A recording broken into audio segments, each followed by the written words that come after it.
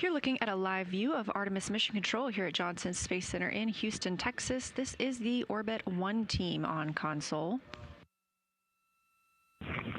Houston, seats 1 and 2, leak check complete. We see the same.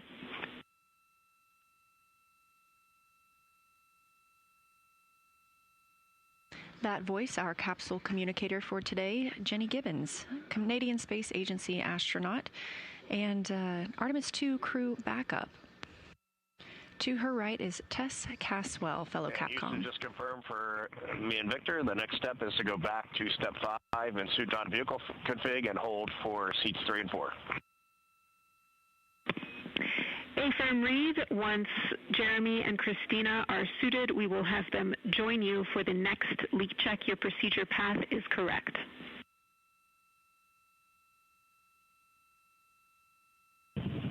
We copy, thanks.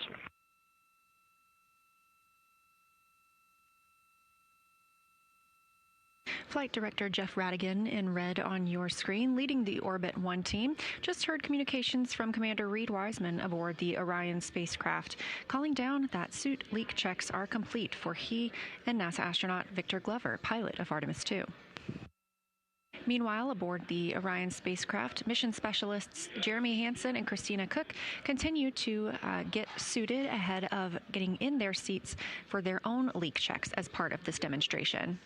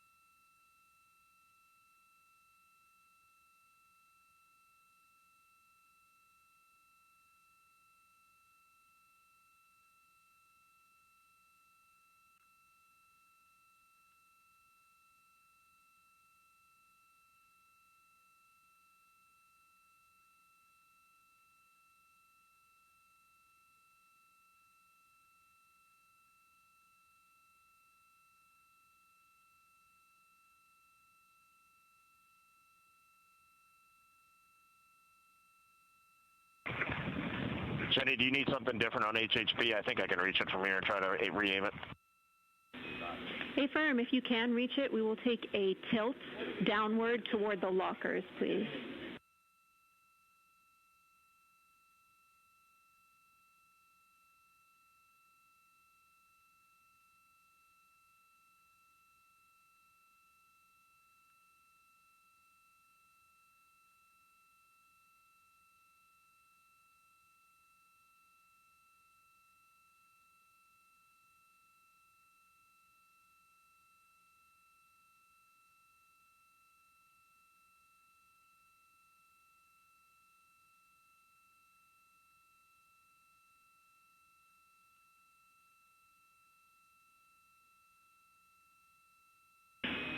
Reed, we like that view. Thank you.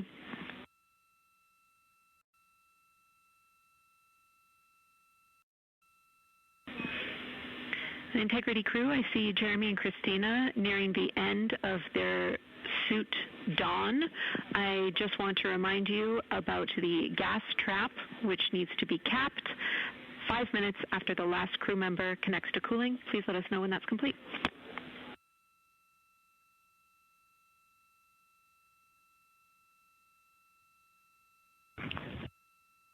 We got you covered, Jenny. Thanks for the reminder. Thank you, Reed.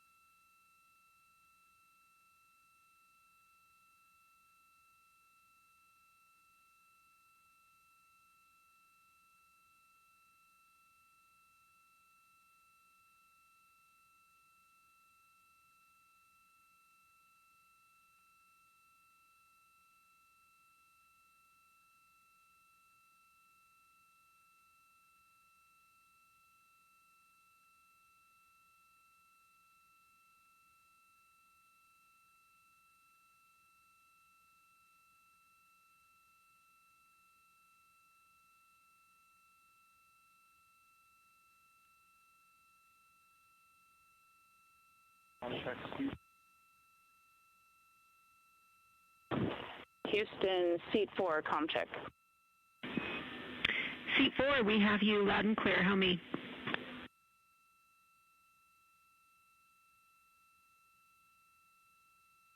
I have you the same.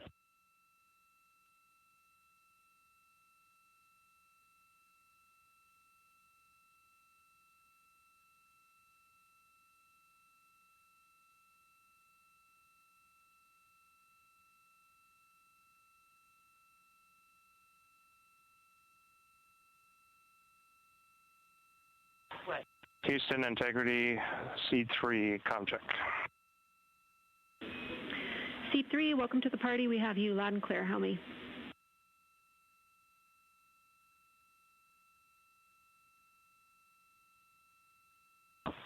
Loud and clear, Jenny.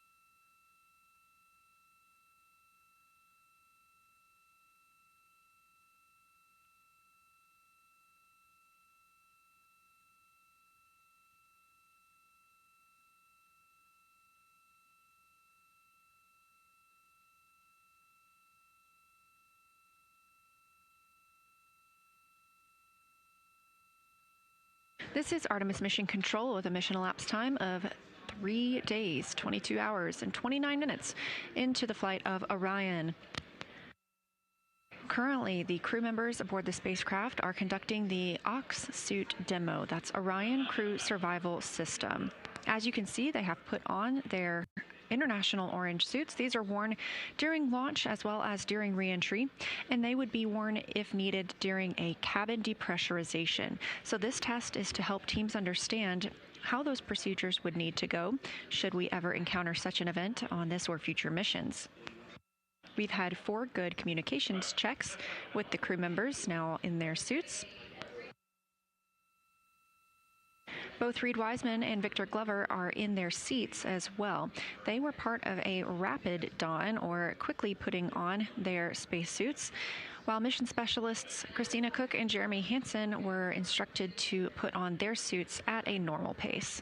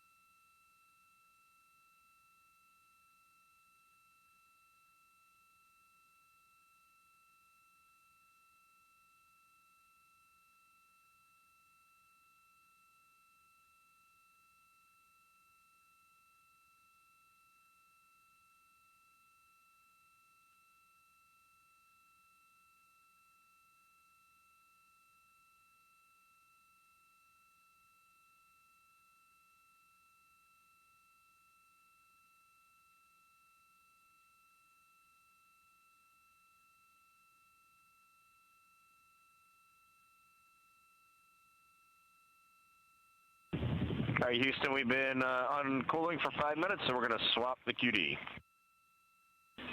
Copy, thank you.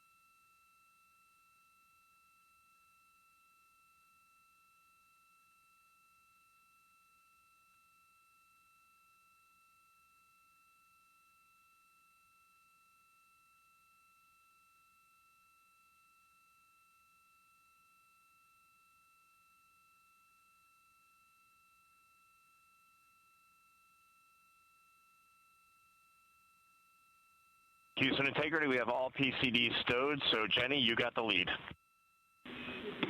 Copy, all PCDs stowed. Once Jeremy and Christina are complete, we can ensure that their Cobra fittings are connected, and then we can move on to leak checks.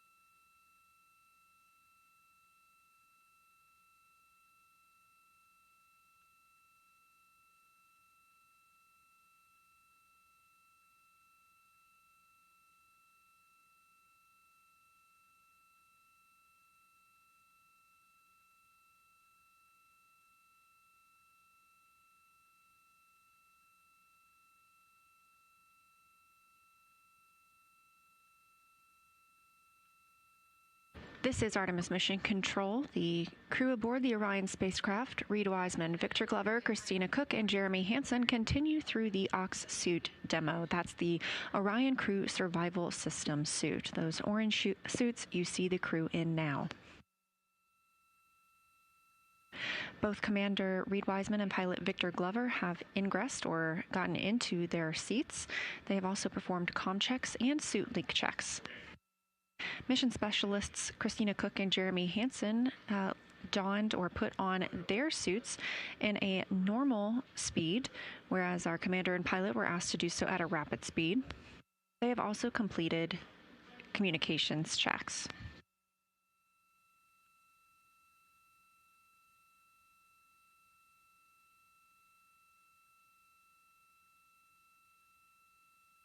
The crew wears these suits during launch and return to Earth. They are not expected to wear them during the flight. However, they would be available for use during the event of a cabin depressurization. They could provide up to 6 days of a breathable environment for this crew member. So given that this is a test flight, we are taking the opportunity to test how they would get into these suits and pressurize them during that situation.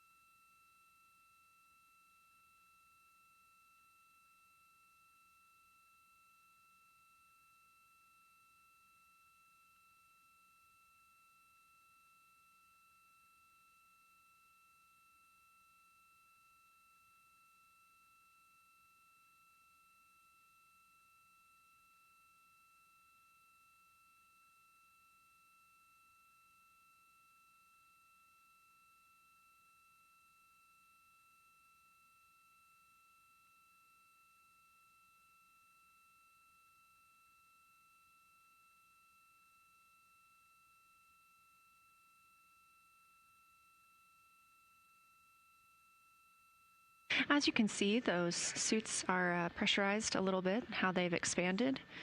The crew is conducting leak checks aboard those suits right now.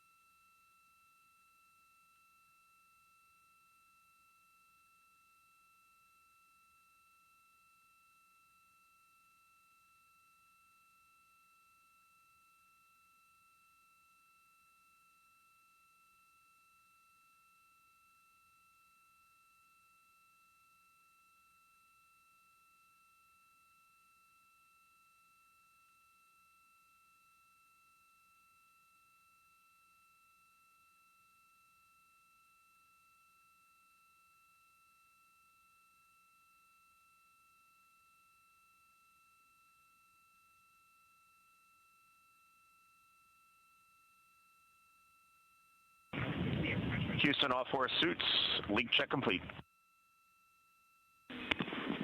Copy, we see the same.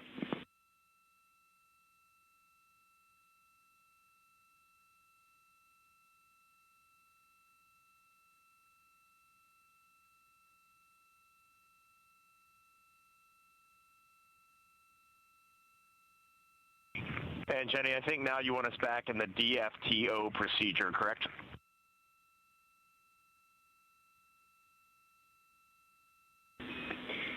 Affirm.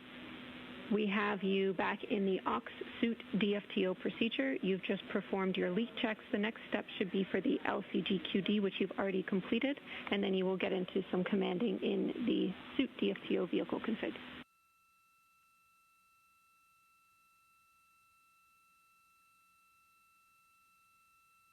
Yeah, what step in aux suit DFTO should we be in?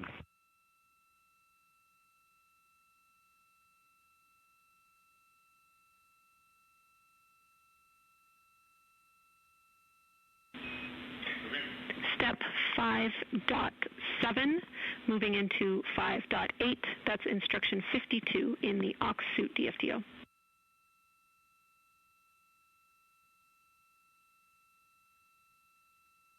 Okay, we're in 5.7.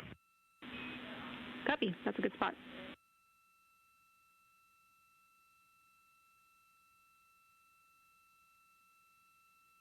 That's the voice of Commander Reed Wiseman speaking from the Orion spacecraft. They are conducting the aux suit DFTO. That's Orion Crew Survival System suit. We just had confirmation all 4 suit leak checks are complete.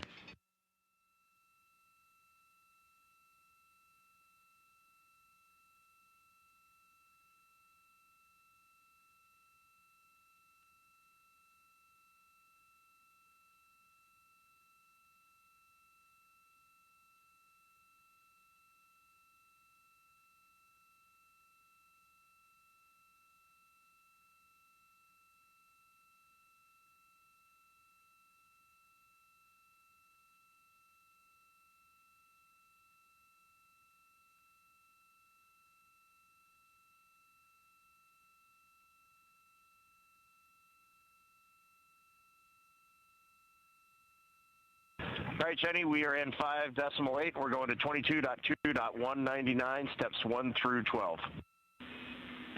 That's the right place to go. Thank you.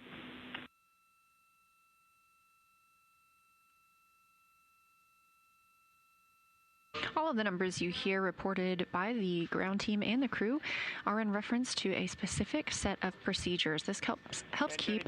Before we start pressurizing, I don't have any awareness of timeline and next steps. So before we go visors down and pressurize, why don't we get a quick crew sync? Copy. Stand by 1.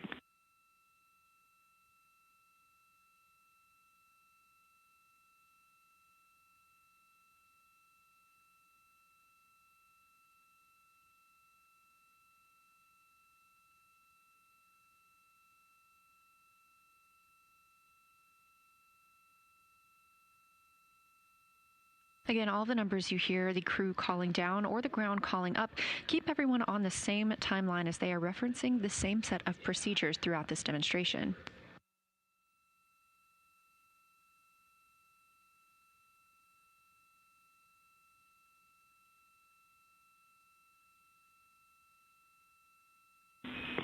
And Integrity Crew, we are still talking about what objectives we are going to complete with a shortened timeline. We do want to keep the controlled depress in place because we want to get ranging data in time for OTC3. So we are talking a pared down objective timeline for you. IVA is just getting it together, so we'd like to proceed with the suit DFTO vehicle config, and I'll have words for you soon, but you can all expect a shortened timeline.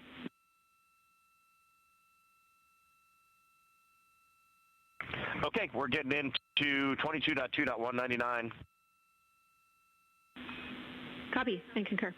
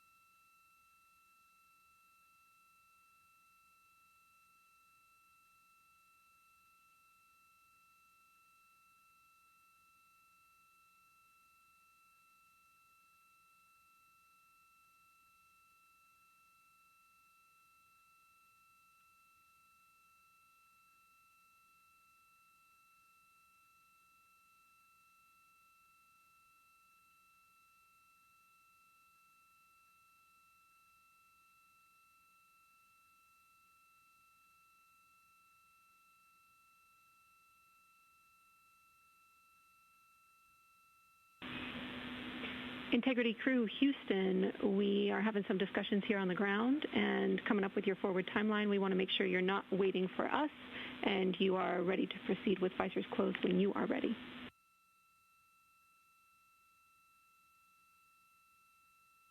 Yep, Bay Firm, we're just troubleshooting one thing and then we'll be ready.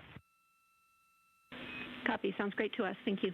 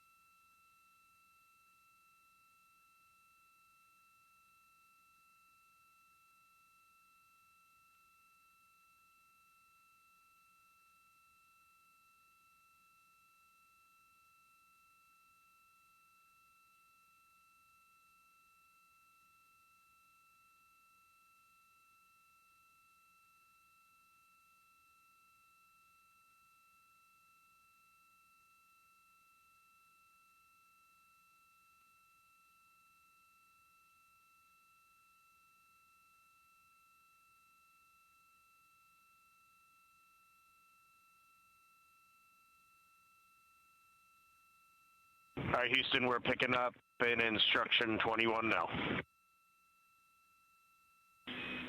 We copy.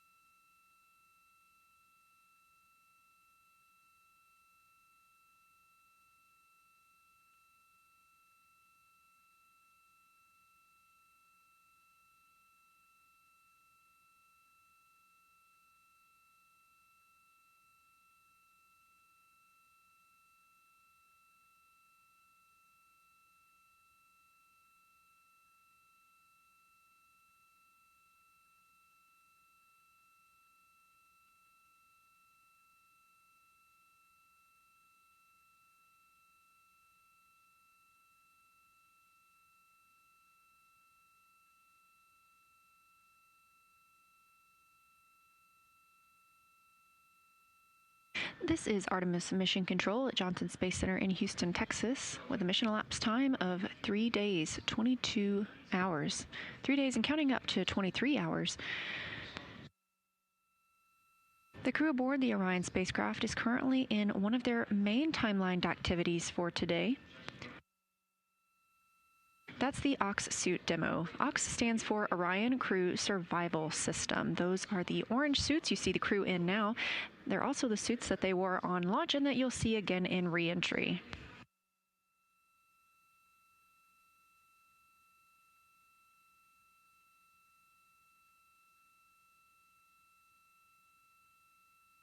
All 4 crew members are now in their suits and have completed suit comm check and leak checks. Next up, we will be pressurizing the suits. We are going to pressurize those to 4.3 psi. Again, this is all in support of future missions to the moon. These suits could be worn. All right, JD, we're in the purge. How's everything looking on your end? It's looking great. Continue.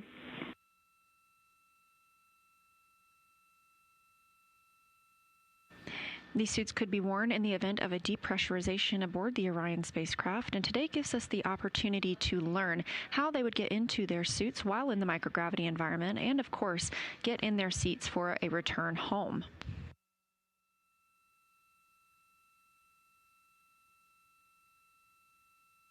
Also on the timeline for today is the OTC-3 burn. We expect that around 10:03 p.m. Central Time today.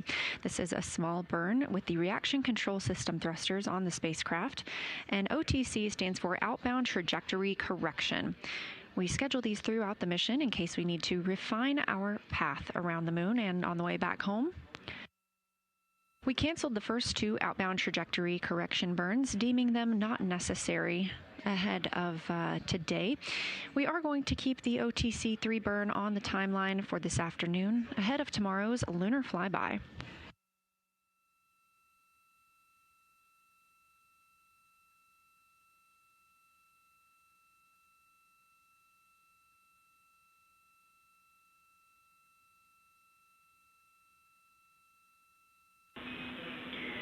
Integrity crew, everything is still looking really good down here. We're loving getting this data. I plan to reconfigure you to be Vox before increasing your suit pressure. Let me know if you want to be Vox earlier so you can stop pushing buttons.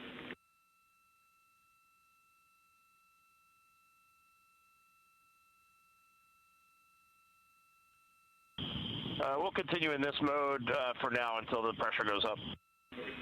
Copy. We'll let you know when that's about to happen and when we do a reconfig of your Vox.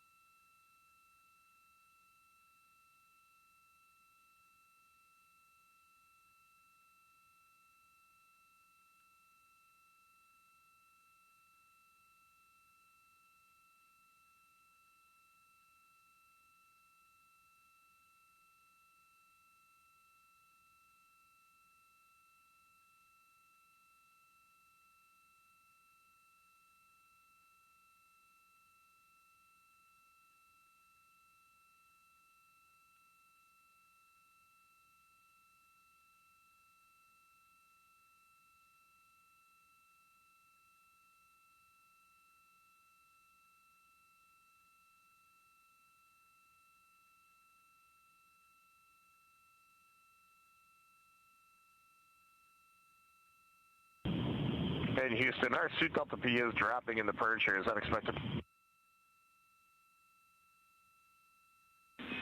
Checking.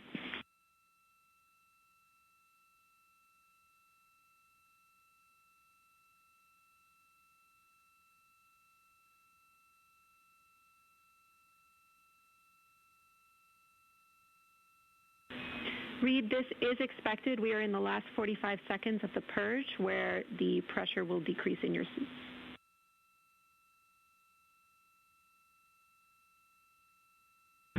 Okay, we're in finishing up 3.2 now, moving to step 4. Copy, we see you there.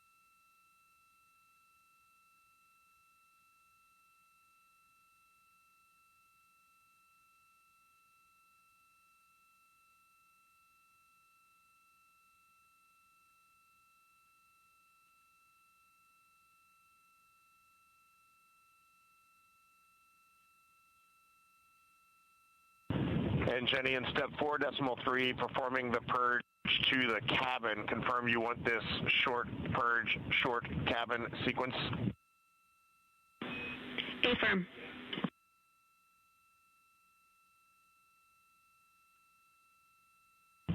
Copy that. That's going in.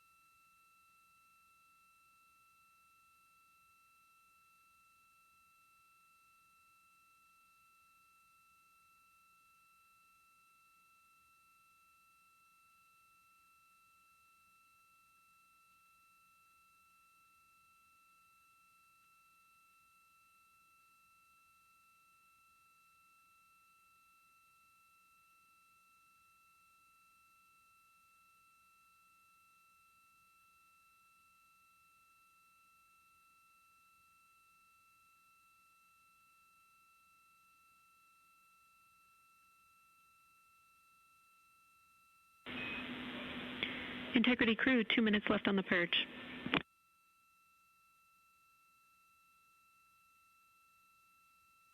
We're watching.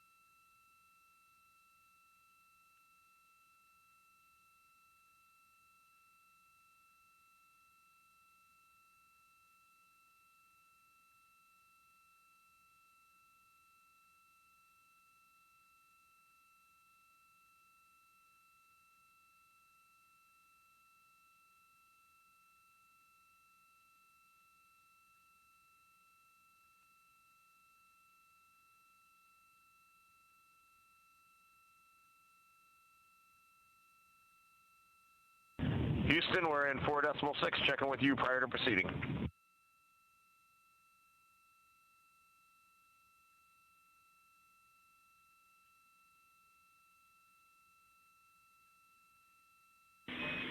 Copy, we're talking.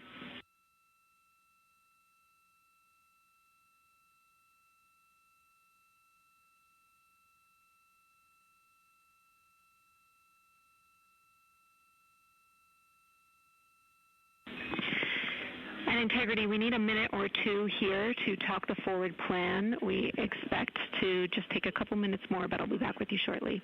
Let's sit tight for now, please.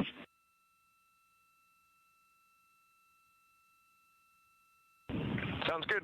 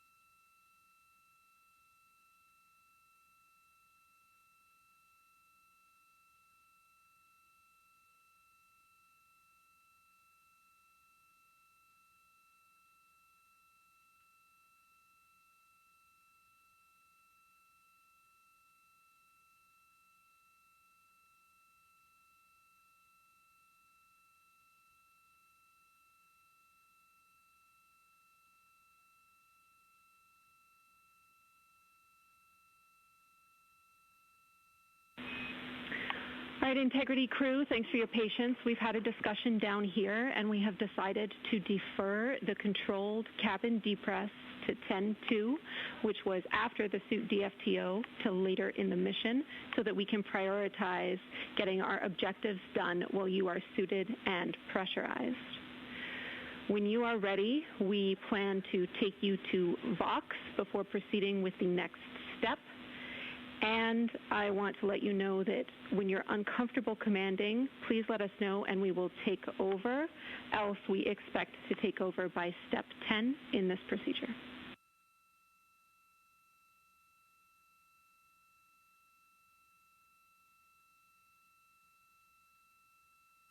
Okay, Jenny, sounds great, and we are ready for Vox. Copy. We will put Vox in work.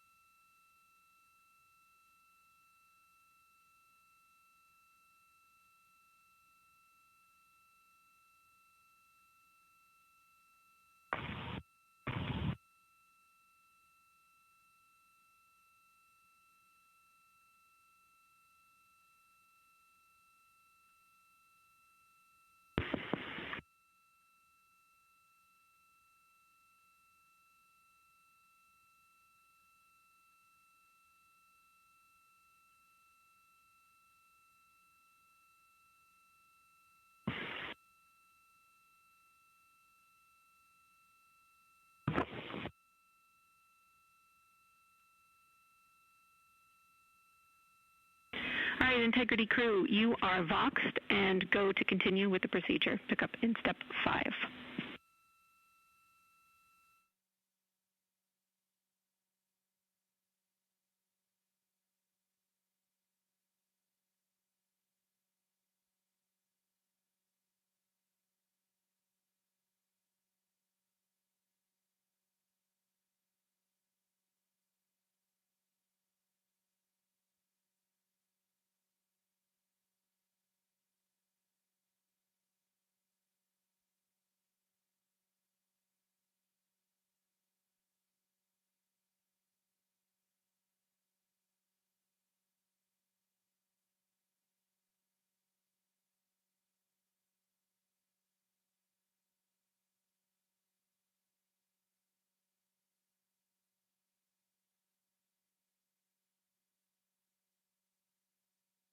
This is Artemis Mission Control at Johnson Space Center in Houston, Texas.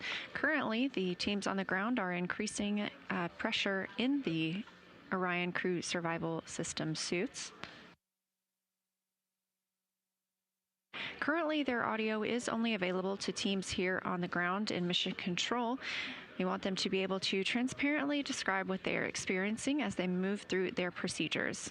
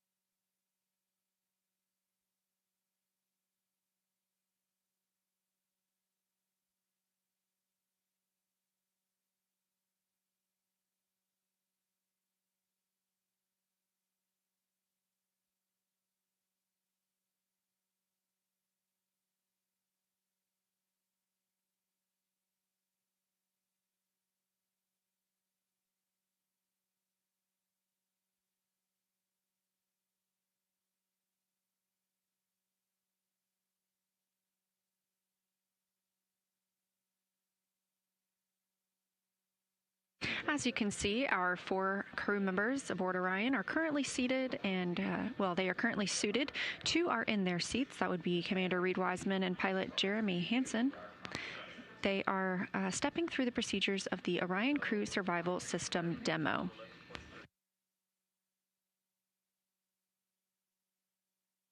This is to test how the suits would perform if we were in a depressurization event and the crew needed to get into their suits in order to have a breathable environment.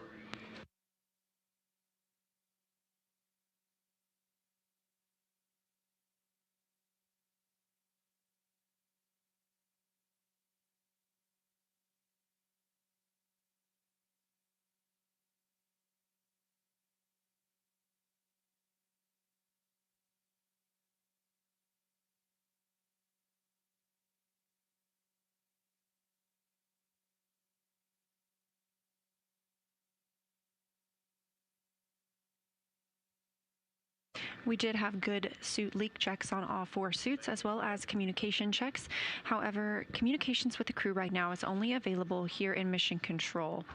We want the crew to be able to speak transparently about how they are stepping through these procedures.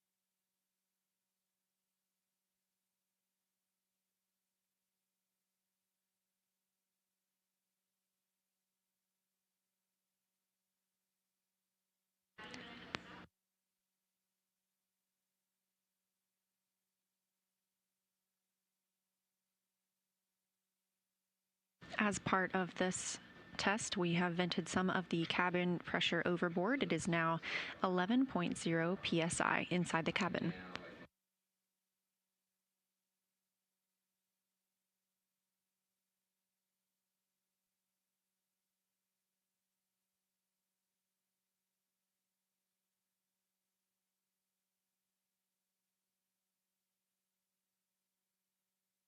Currently, the cabin is pressurized at 11.1 psi and the suits are at 3.8 psi.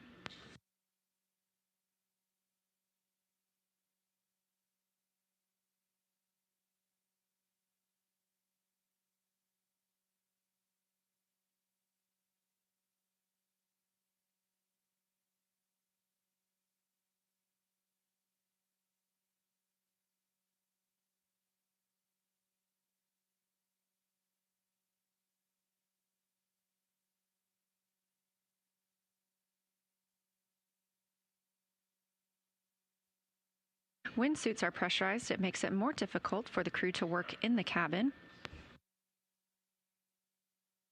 Therefore, they agreed that the ground is able to take over commanding in the spacecraft.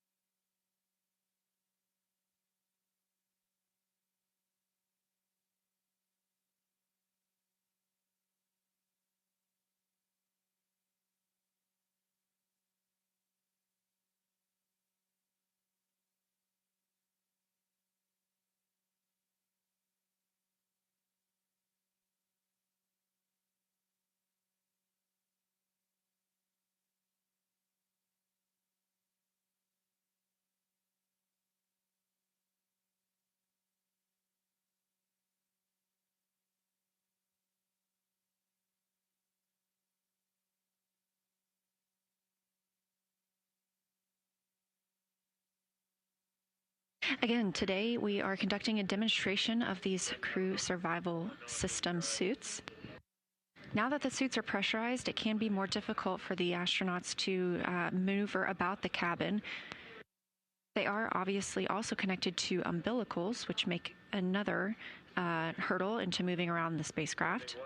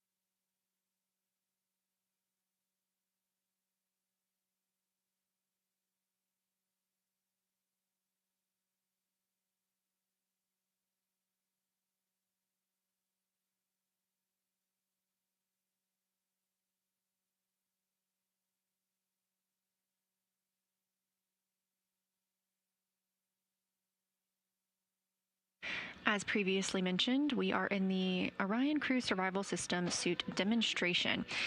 The crew would need to get into these suits in the event of a depressurization of the spacecraft. They'd be able to stay in these suits for up to 6 days in a breathable environment. Pressurized suits, however, do make it a little more difficult to conduct tasks and move about the cabin. For this demonstration, the ground has agreed they will decrease the pressure in both Commander Reed Wiseman and pilot Victor Glover's suits slightly to help them get out of their seats and conduct some other tasks.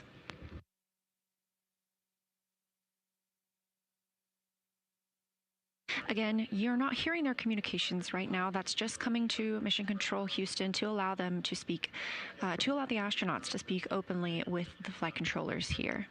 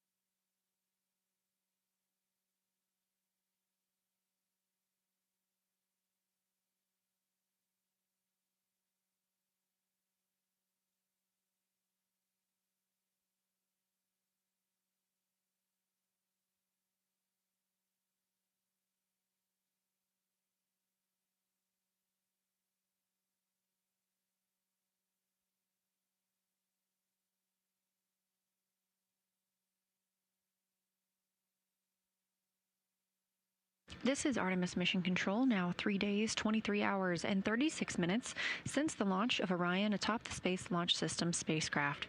This is a live view inside Orion. Our 4 crew members are currently conducting an Ox suit demo, Orion Crew Survival Suit System.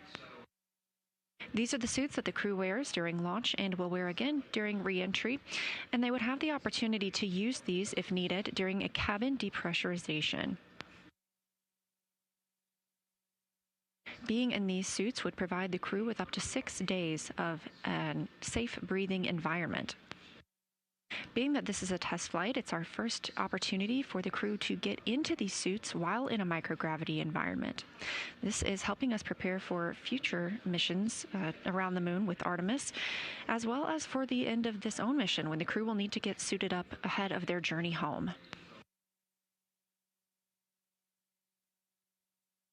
Crew audio is currently only available in Mission Control Houston, allowing the crew members to speak extemporaneously with the ground control teams.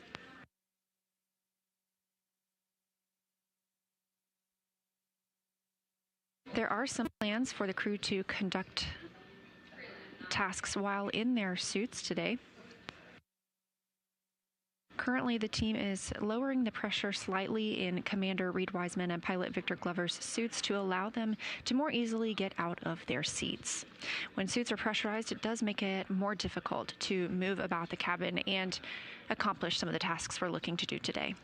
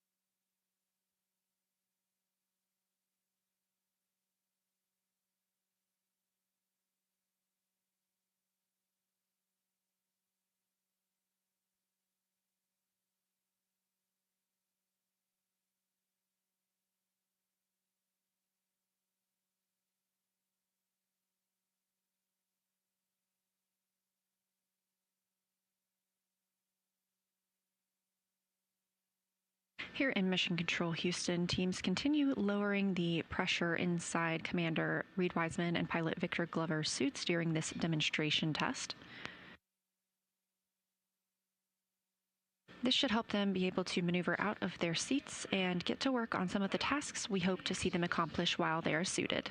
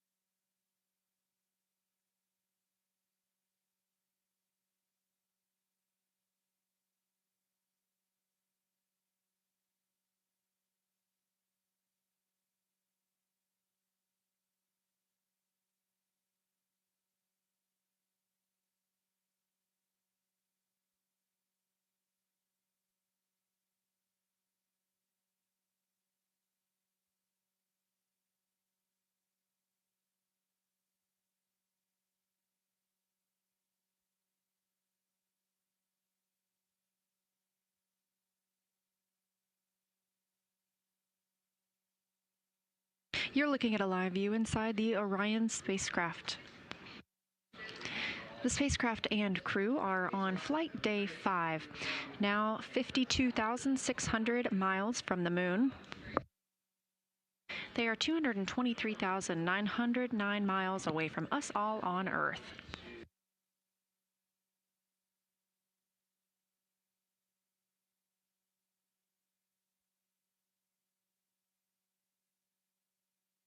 Currently, our crew members are stepping through the Orion Crew Survival System suit procedures.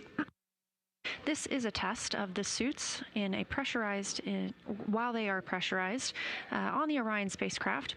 These suits serve as the launch and re-entry suits for the crew. You probably saw them in this international orange on launch day. However, these suits, as is listed in their name, survival, are also available for survival situations. If the cabin were to be depressurized, these suits could provide the crew with breathing air for 6 days. This is a test flight, and so we are using this day as a test of these suits in such an environment. Now they are depressurizing Victor Glover and Reed Wiseman's suits just a little bit more to allow them to move out of their seats. When the suits are pressurized, it makes it more difficult to move inside the spacecraft.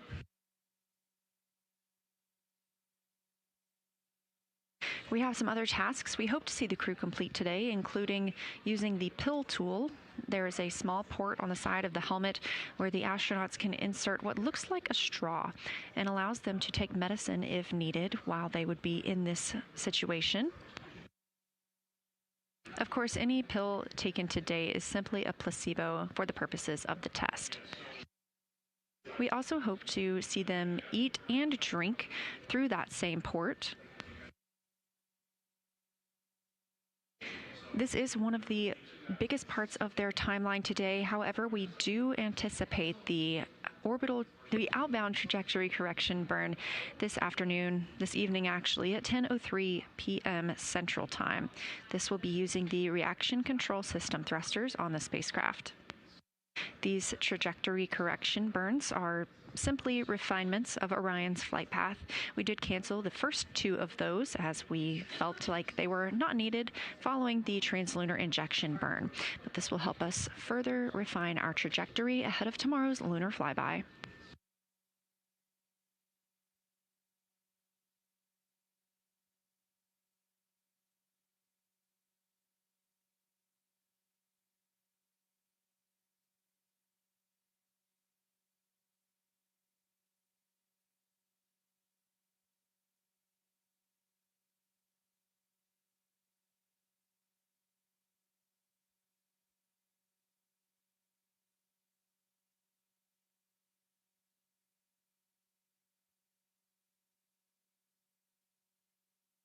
Crew communications right now is only coming to Mission Control Houston. As we are testing this out for the very first time, we want the crew to be able to share transparently what steps they are moving through and what they're experiencing while in these suits. Once this demonstration is complete, we will make sure to put their audio back on the broadcast.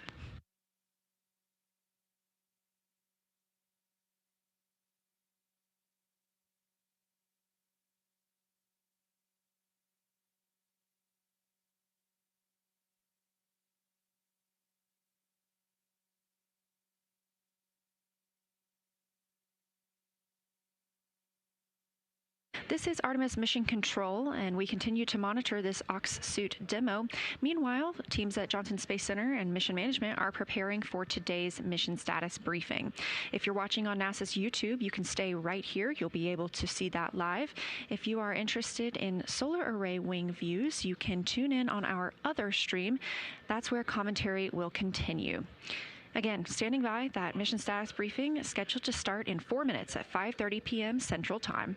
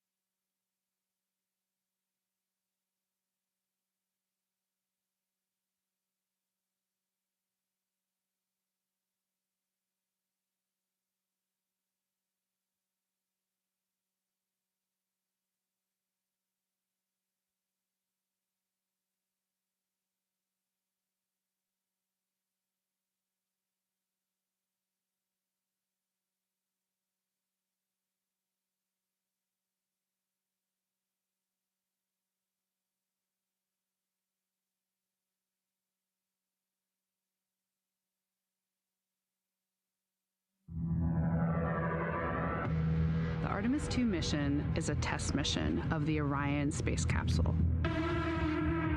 Artemis 2 will be the first time we put humans on this rocket. We're going back to the moon because it's the next step in our journey to Mars. We were always going to the moon. Pushing ourselves to explore is just core to who we are. That's a part of being a human.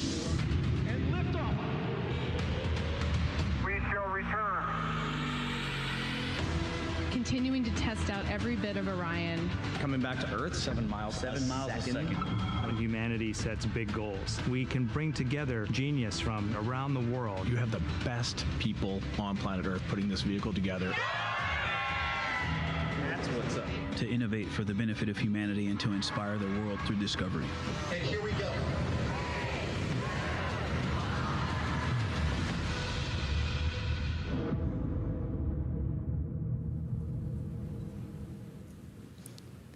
Good evening and welcome to NASA's Johnson Space Center in Houston, and welcome to our Artemis 2 status update.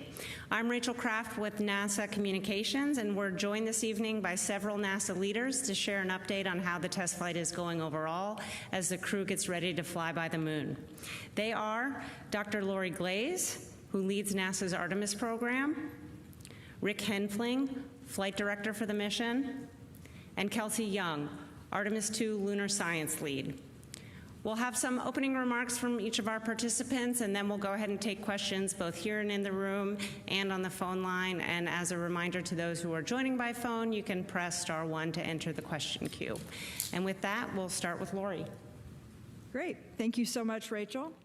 And thank you to everyone that's joining us today and for your continued interest in Artemis 2. Our mission continues to go incredibly well. Our crew is healthy as we prepare and gear up to fly by the moon tomorrow. We're all extremely excited for tomorrow.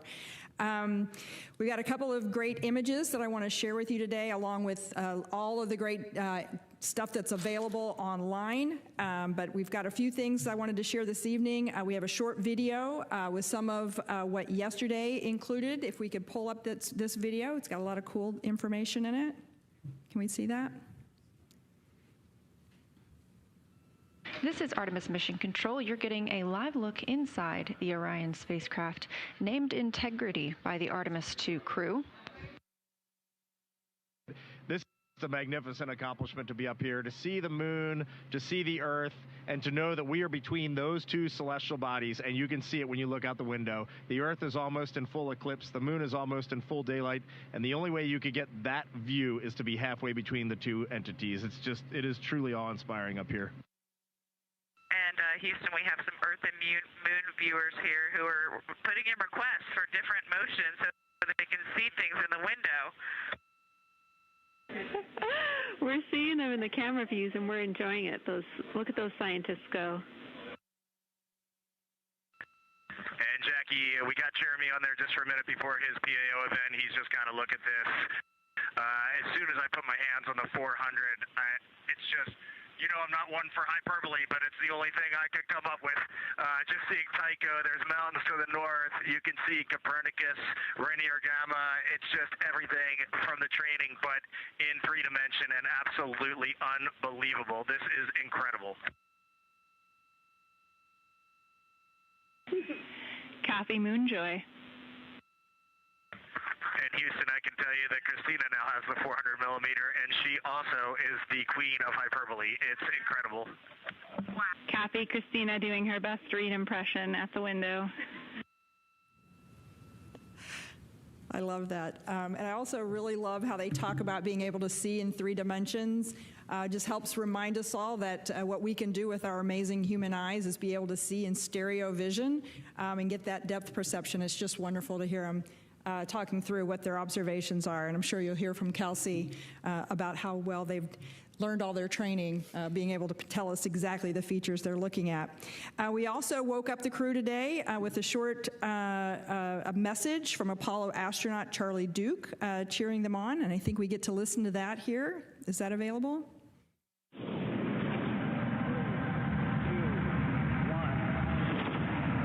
Hello, Reed. Victor, Christina, and Jeremy. This is Apollo 16 astronaut Charlie Duke. John Young and I landed on the moon in 1972 in the lunar module we named Orion. I'm glad to see a different kind of Orion helping return humans to the moon as America charts the course to the lunar surface. Below you on the moon is a photo of my family. I pray it reminds you that we in America and all of the world are cheering you on. Thanks to you and the whole team on the ground for building on our Apollo legacy with Artemis. Godspeed and safe travels home. Wonderful. And then I had one last image there I think I saw come up for just a moment. This was another picture of Earth from Orion's window, and it really gives you a sense of just how far away the crew is from Earth. This was taken earlier today by Christina. I just think it's beautiful. So we're really gearing up now for what's going to be an exciting lunar flyby tomorrow. Our flight operations team and our science team are ready for the first lunar flyby in more than 50 years. I know you guys have asked questions, and we've heard them over and over again, lots of questions about what's so special about the moon. And just wanted to say a couple words. You know, the moon and the Earth are fundamentally made of the same material.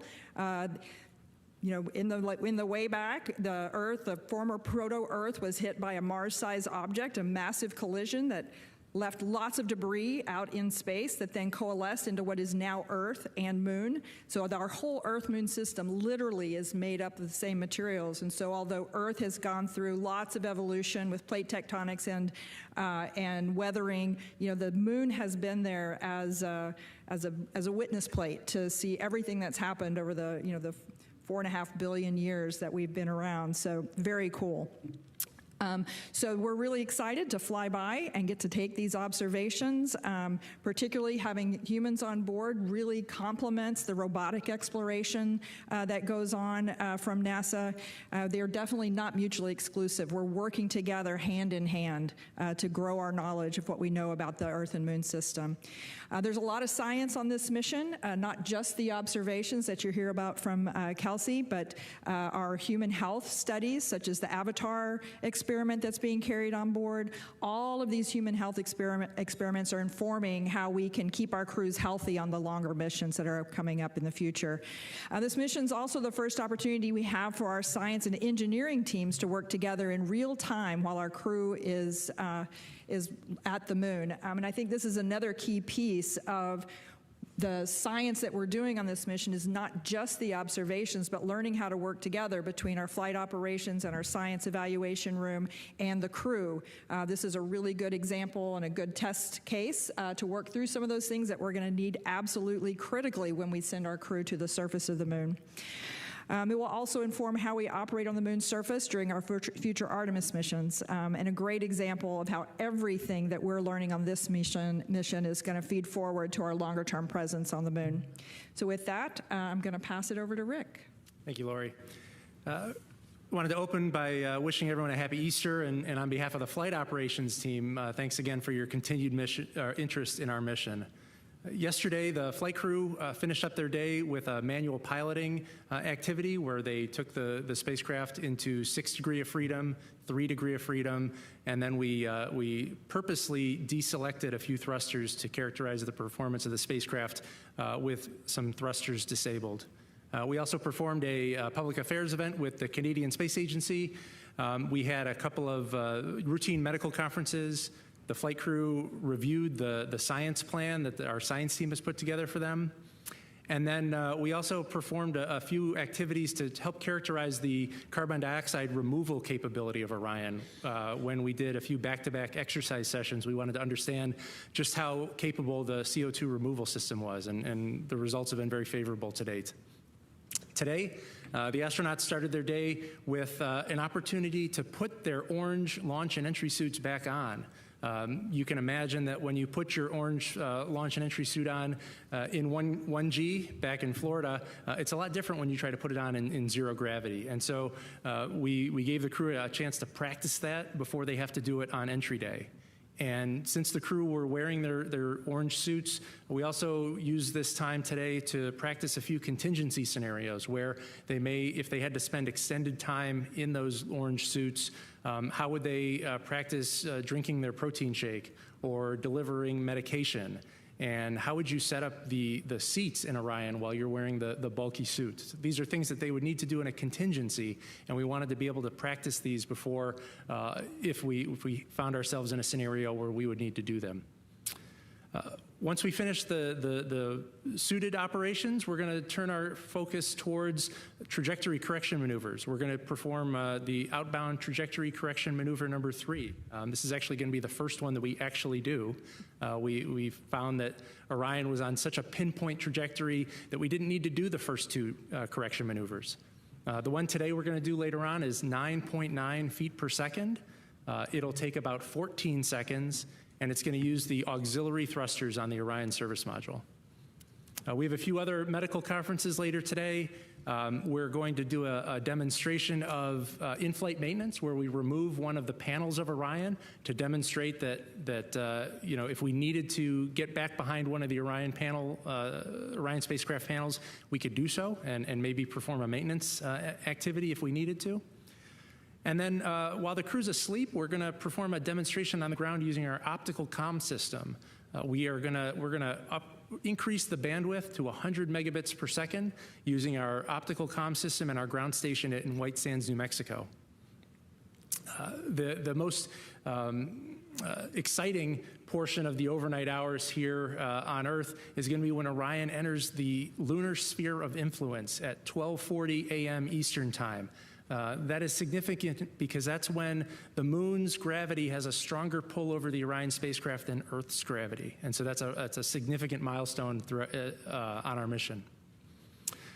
I also wanted to comment a little bit about my console activities. I worked the past 3 days as the lead of the planning shift on console and mission control, and I just wanted to highlight the exceptional job that those teams are doing a few hundred yards away here in mission control. The planning team is in charge of making sure all of the operational products are ready for the flight crew when they wake up in the morning. They're also in charge of executing some test objectives and activities to gather data on how Orion performs as it heads out to the moon. And I just wanted to highlight just what an exceptional job that team's been doing. And one of the highlights of work in the planning shift, we saw the photo that Lori showed a few minutes ago. We gathered around the console when we downlinked that image, and the planning shift is the group of about 10 people who get to see that image for the first time. So before any of the public got to see those images that you saw on social media, my planning team working the overnight hours while the crew's asleep, we were the first ones on planet Earth to see those images. So it's a pretty special time. I wanted to end my remarks with showing a video of some remarks from our pilot, Victor Glover, which I thought were particularly poignant and were worth repeating. And so let's go ahead and play that video. In all of this emptiness, this is a whole bunch of nothing, this thing we call the universe. You have this oasis, this beautiful place that we get to exist together. I think as we go into Easter Sunday, thinking about, you know, all the cultures all around the world, whether you celebrate it or not, whether you believe in God or not, this is an opportunity for us to remember where we are, who we are, and that we are the same thing and that we got to get through this together.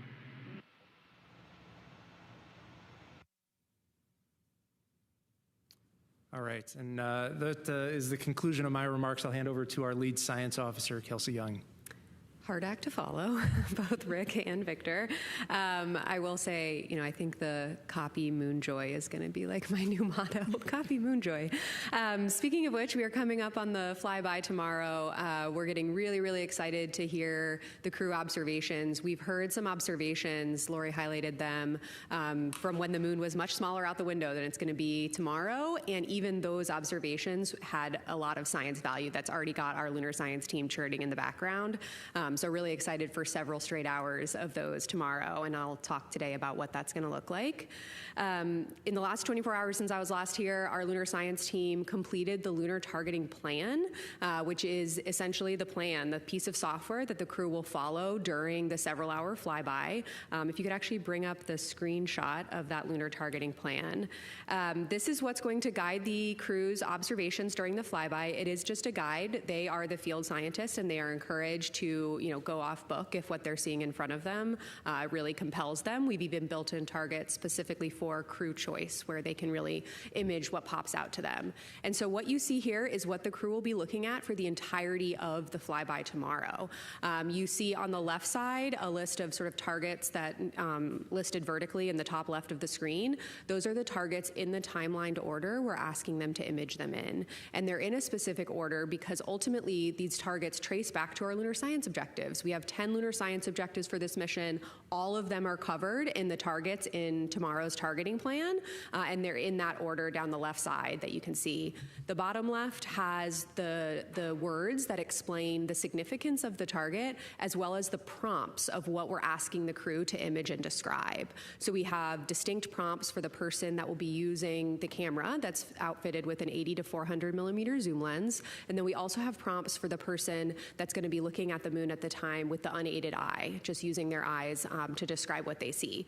Along the bottom is a cue card as a reminder of what should go into their science descriptions. I would expect they're not going to need to reference the cue card that much because they've had many, many months to practice giving good descriptions.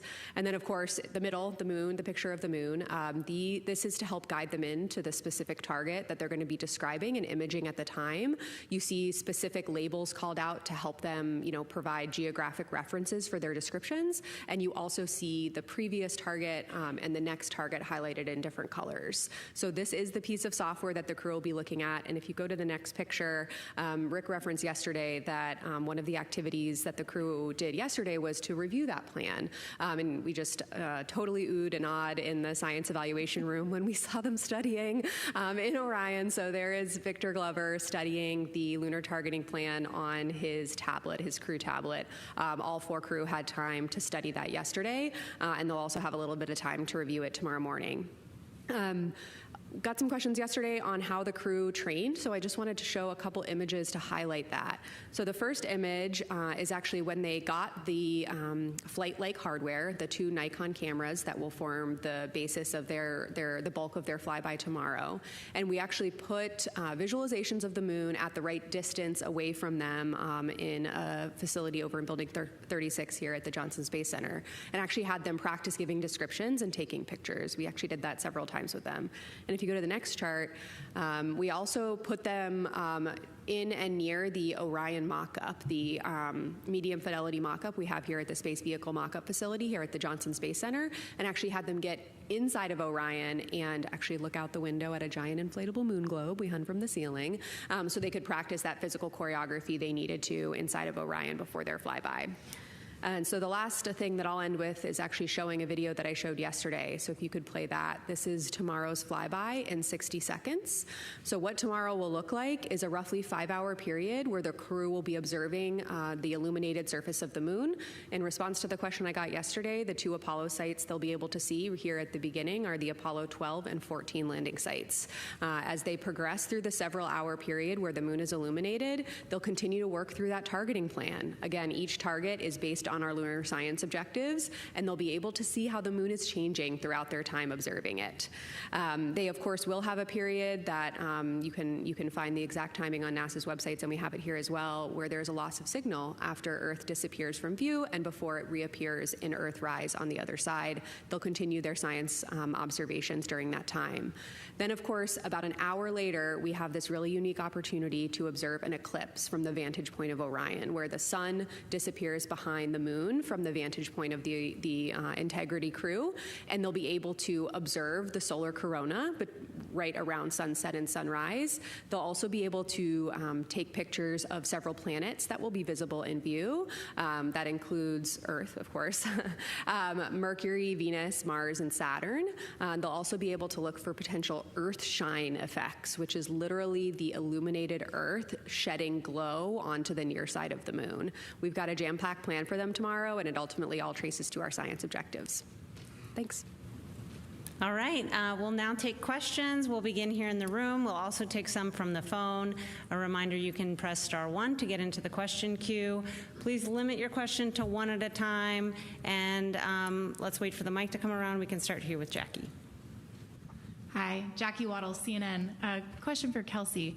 I understand during the flyby they're going to be focused on that Oriental Basin, but we've also heard about the importance of these precursor missions to a landing, about scouting possible landing locations. And I know that, the overarching premise here is to establish a base on the South Pole. Can you talk a little bit about what the crew will be looking for in terms of gathering data for those long-term goals? Absolutely. So that is one of our science objectives, actually, is past and future landing sites. And so, like I said, they'll be able to see, in terms of past landing sites, Apollo 12 and 14. They'll also be able to, kind of on their transit from near side to far side, be able to see Reiner Gamma. That's a target in their lunar targeting plan. That's a really exciting sort of lunar science unknown, a big question that's actually driving Eclipse landed mission there, where we'll actually land scientific instruments on the surface to evaluate this really unique feature. And then moving to the far side, of course, we are going to have eyes on the South Polar region. Because of the illumination that they'll experience tomorrow, they'll only be able to see kind of the edge of the South Polar region in the South Pole Aitken Basin, but it will be a target for them to observe what they can see along the Terminator. Okay, Tarek, go ahead. Thank you. Tarek Malik with Space.com, also for Dr. Young. 7 hours for a flyby seems like a long time, and a lot of training has gone into this, and I'm curious what the pace is going to be like, both for the crew on the way in and for your team in the operations room, and how you make sure that everyone is staying focused and yet kind of in it for the duration for, I guess, all of the different phases of the flyby? Yeah, what a wonderful question. Thank you. So we actually did work on that kind of choreography and mental loading with the crew. And so we initially, months ago, started with targets at a cadence of only 5 or 6 minutes. That was pretty fast. And it didn't really allow them time to kind of settle into the observation. What we've already seen from their observations so far in flight is that the longer they look at the moon, the more their eyes adjust and the more they're able to discern. So we wanted to allow time per target for them to settle into that observation, because ultimately that's going to deliver the most science. So the quickest time per target tomorrow will be roughly 8 minutes, and some of the targets, which are kind of crew discussion focused, are longer, on the order of 20 minutes. They also, how the sort of flyby choreography will work is, for that first 5-hour period, they will work in pairs. So Reed and Jeremy will observe first, while Victor and Christina are doing other tasks and also helping the pair at the forward windows. And then just over an hour later, they'll swap. And so in that way, they kind of can keep fresh with what they're doing. In the middle of each block, so when Reed and Jeremy are at windows 2 and 3 observing the moon, they'll actually swap who is doing the imaging and who is doing the unaided eye descriptions. So they're really able, in this first big 5-hour chunk, to really mix it up and work through the targets kind of one by one. I will say, our science officer team did practice it as well for that number of hours, with the representative target length. So we really got a sense for kind of what they're going to be experiencing. And then they do have kind of an hour break in the middle where the vehicle actually points back to its bias tail to sun attitude before pivoting back for the eclipse. So it's kind of like a little lunar science mental break. I also want to highlight something Lori said earlier, which is that we have lunar science objectives we want to tackle with this mission, but this is the first mission, right? And we really want to learn about the choreography of all of this, between the ground team supporting all the way up to the crew. And when we think about surface missions with EVAs, with science objectives, we really do need to get used to this sort of mental loading and how we're able to support the crew and not, overburden them while still maximizing science. So I'm really excited about kind of this length of time that is relevant for hopeful future exploration and what we're able to learn there. And then the last part of your question about the science team, thanks for asking. The lunar science team will be in the science evaluation room. I know that the live broadcast tomorrow will flash to them occasionally throughout the broadcast. You're going to see some very excited scientists. They're going to be absolutely buzzing up there. And what they're going to be doing is monitoring the crew, of course. The crew will be giving several descriptions an hour, roughly 3 to 4 lunar descriptions an hour, and the science team will get to work right away, kind of synthesizing those, and then we'll actually downlink the rest of the descriptions overnight in advance of a crew conference we'll have the following morning to, again, continue the science discussion. And so the lunar science team is going to be both really excited and then also trying to keep track of the science through those, what we call science sit reps. Okay, Gina. Gina Sinceri, CBS News. We know the crew is shooting a film camera. When that film comes back, where is it processed, and how will you be able to turn those images around? The crew-operated cameras, there'll be actually 3 of them for tomorrow's flyby, 2 Nikon D5s and 1 Nikon Z9. The 2 Nikon D5s will have the 80 to 400 millimeter zoom lens. That's going to be the prime imaging lens for the bulk of the flyby. There's also a 14 to 24 millimeter lens that we're going to be using during the eclipse timeframe. And then the Z9 camera will be especially used around the time of sunset and sunrise for the corona.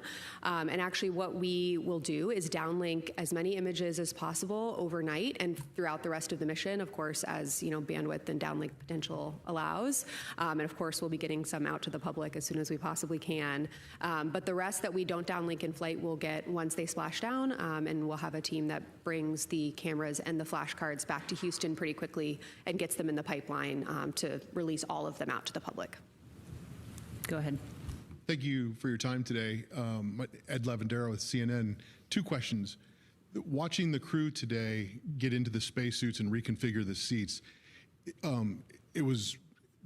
seemed very difficult, or it takes a long time. Is there ever a situation where is the speed at which they did that today pretty good? Is it something that needs to be done faster in the future? And then the second question is, when the crew in the capsule is going around the moon, and at least to someone like me sees it, it's almost like they're hooking back quickly. Are they going to feel like they're turning back? Is that a sensation that they're going to have when they're inside the capsule? I'll take the first one, and maybe Kelsey could take the second one. In terms of the suit donning that we did today, the speed is not particularly something we are concerned about, because the Orion spacecraft has the capability to feed a cabin leak, to buy the crew the time to put the suits on. It's not something where if we had a strike that punctured a hole in the cabin, that the crew wouldn't have time to put the suits on. We have oxygen loaded on the spacecraft, and that oxygen will be continually providing cabin pressure, maintaining 8 psi in the cabin to allow the crew that opportunity to get their suits on safely. And I think we'll have to ask the crew tomorrow what they can and cannot feel, but I can tell you what they're going to see. And we had, a lot of conversations when we started scoping the flyby about how fast are they going to be moving? Are they going to have time to see some of these smaller scale features during the flyby? And so we have an amazing visualization lead for the mission, Ernie Wright from the Goddard Space Flight Center, and he has done just amazing work to really try to reproduce as close as possible the illumination conditions they can expect at the speed that it will be moving. And it actually, from the perspective of the spacecraft, they will be moving slow enough to really be able to make robust observations. So it was quite a relief to our team and definitely to the crew when we started playing these visualizations. I don't know what they're going to feel, but I know what they're going to see, and they're going to have time to make observations. Go ahead. Hi, Michael Atkinson, Houston Public Media. I want to ask about public engagement. I think that in the social media age, it's a lot harder to keep people's attention compared to the Apollo era when there was just 3 TV channels. I'm curious what you guys have made of public engagement thus far and what a successful day tomorrow looks like. I understand it's going to be streaming on a lot of different outlets. What would a successful lunar flyby from the public engagement perspective look like? That's a really great question. I can assure you that we are tracking the metrics very closely every day, absolutely, and the public engagement has been spectacular. It has, I think, dropped a little bit since the launch day, but I do anticipate a big bump again tomorrow as we have this really key moment in time where we're flying around, we're breaking the Apollo record, we're going to have an eclipse, we're going to have all of these amazing observations. I really think we're going to get another big spike. I'm really looking forward to that. And then I anticipate another big spike when we splash down on Friday evening. Yeah, I might add to that too that, first of all, I might turn the question back around on all of you and say that, our public engagement team has done such an amazing job to package messaging about this mission, and specifically the lunar science engagement team has been working for months and months and months to make sure that the public has access to the information about the moon. But please help us, right? This is a unifying moment for all of us, and we really, we've put our best foot forward into preparing this mission for success, and we know what it's going to mean to connect to the moon in that way tomorrow. And please, all of you in the room and online, please help us get the word out. Okay, go ahead. Hi, TG Mosquero with the Epoch Times. Thanks for taking the time, and happy Easter. Question for Rick and Lori. Without a landing or parking in orbit, what are you considering the official arrival point? Like when you arrive at the moon? Is it when Orion enters lunar gravity? Is it when the flyby begins? Is it the closest point? Well, I'm looking at Rick here, but from my perspective, as Rick said earlier, when we enter that point where we cross over from being driven by Earth's gravity to being pulled by the moon more strongly than Earth, to me, that's where we'd start. But I think I was going to give the same answer, so I agree. I'll give the lunar science example, which is closest approach. Everybody's point of view. Okay, go ahead. Hi, Alejandro Turnbull for Space Scout. Question for Kelsey. Looking forward to future Artemis missions, how are you expecting the science plans to change from what we're going to see tomorrow? What opportunities are going to be afforded to you by having crew both on the surface and in orbit? Oh my gosh, great question. We're learning a lot about the flyby and orbital observations piece of Artemis missions from Artemis 2, and we're looking forward to learning more with Artemis 3, right?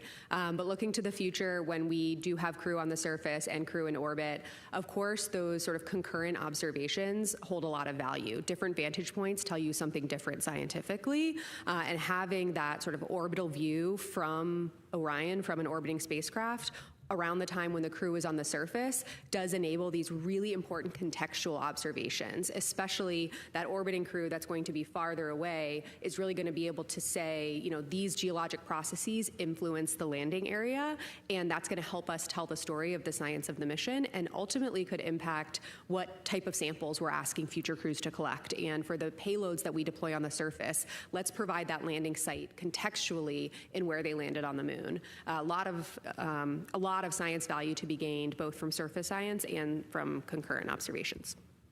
Okay, let's take one from Ken, and then we'll go to the phone for a few.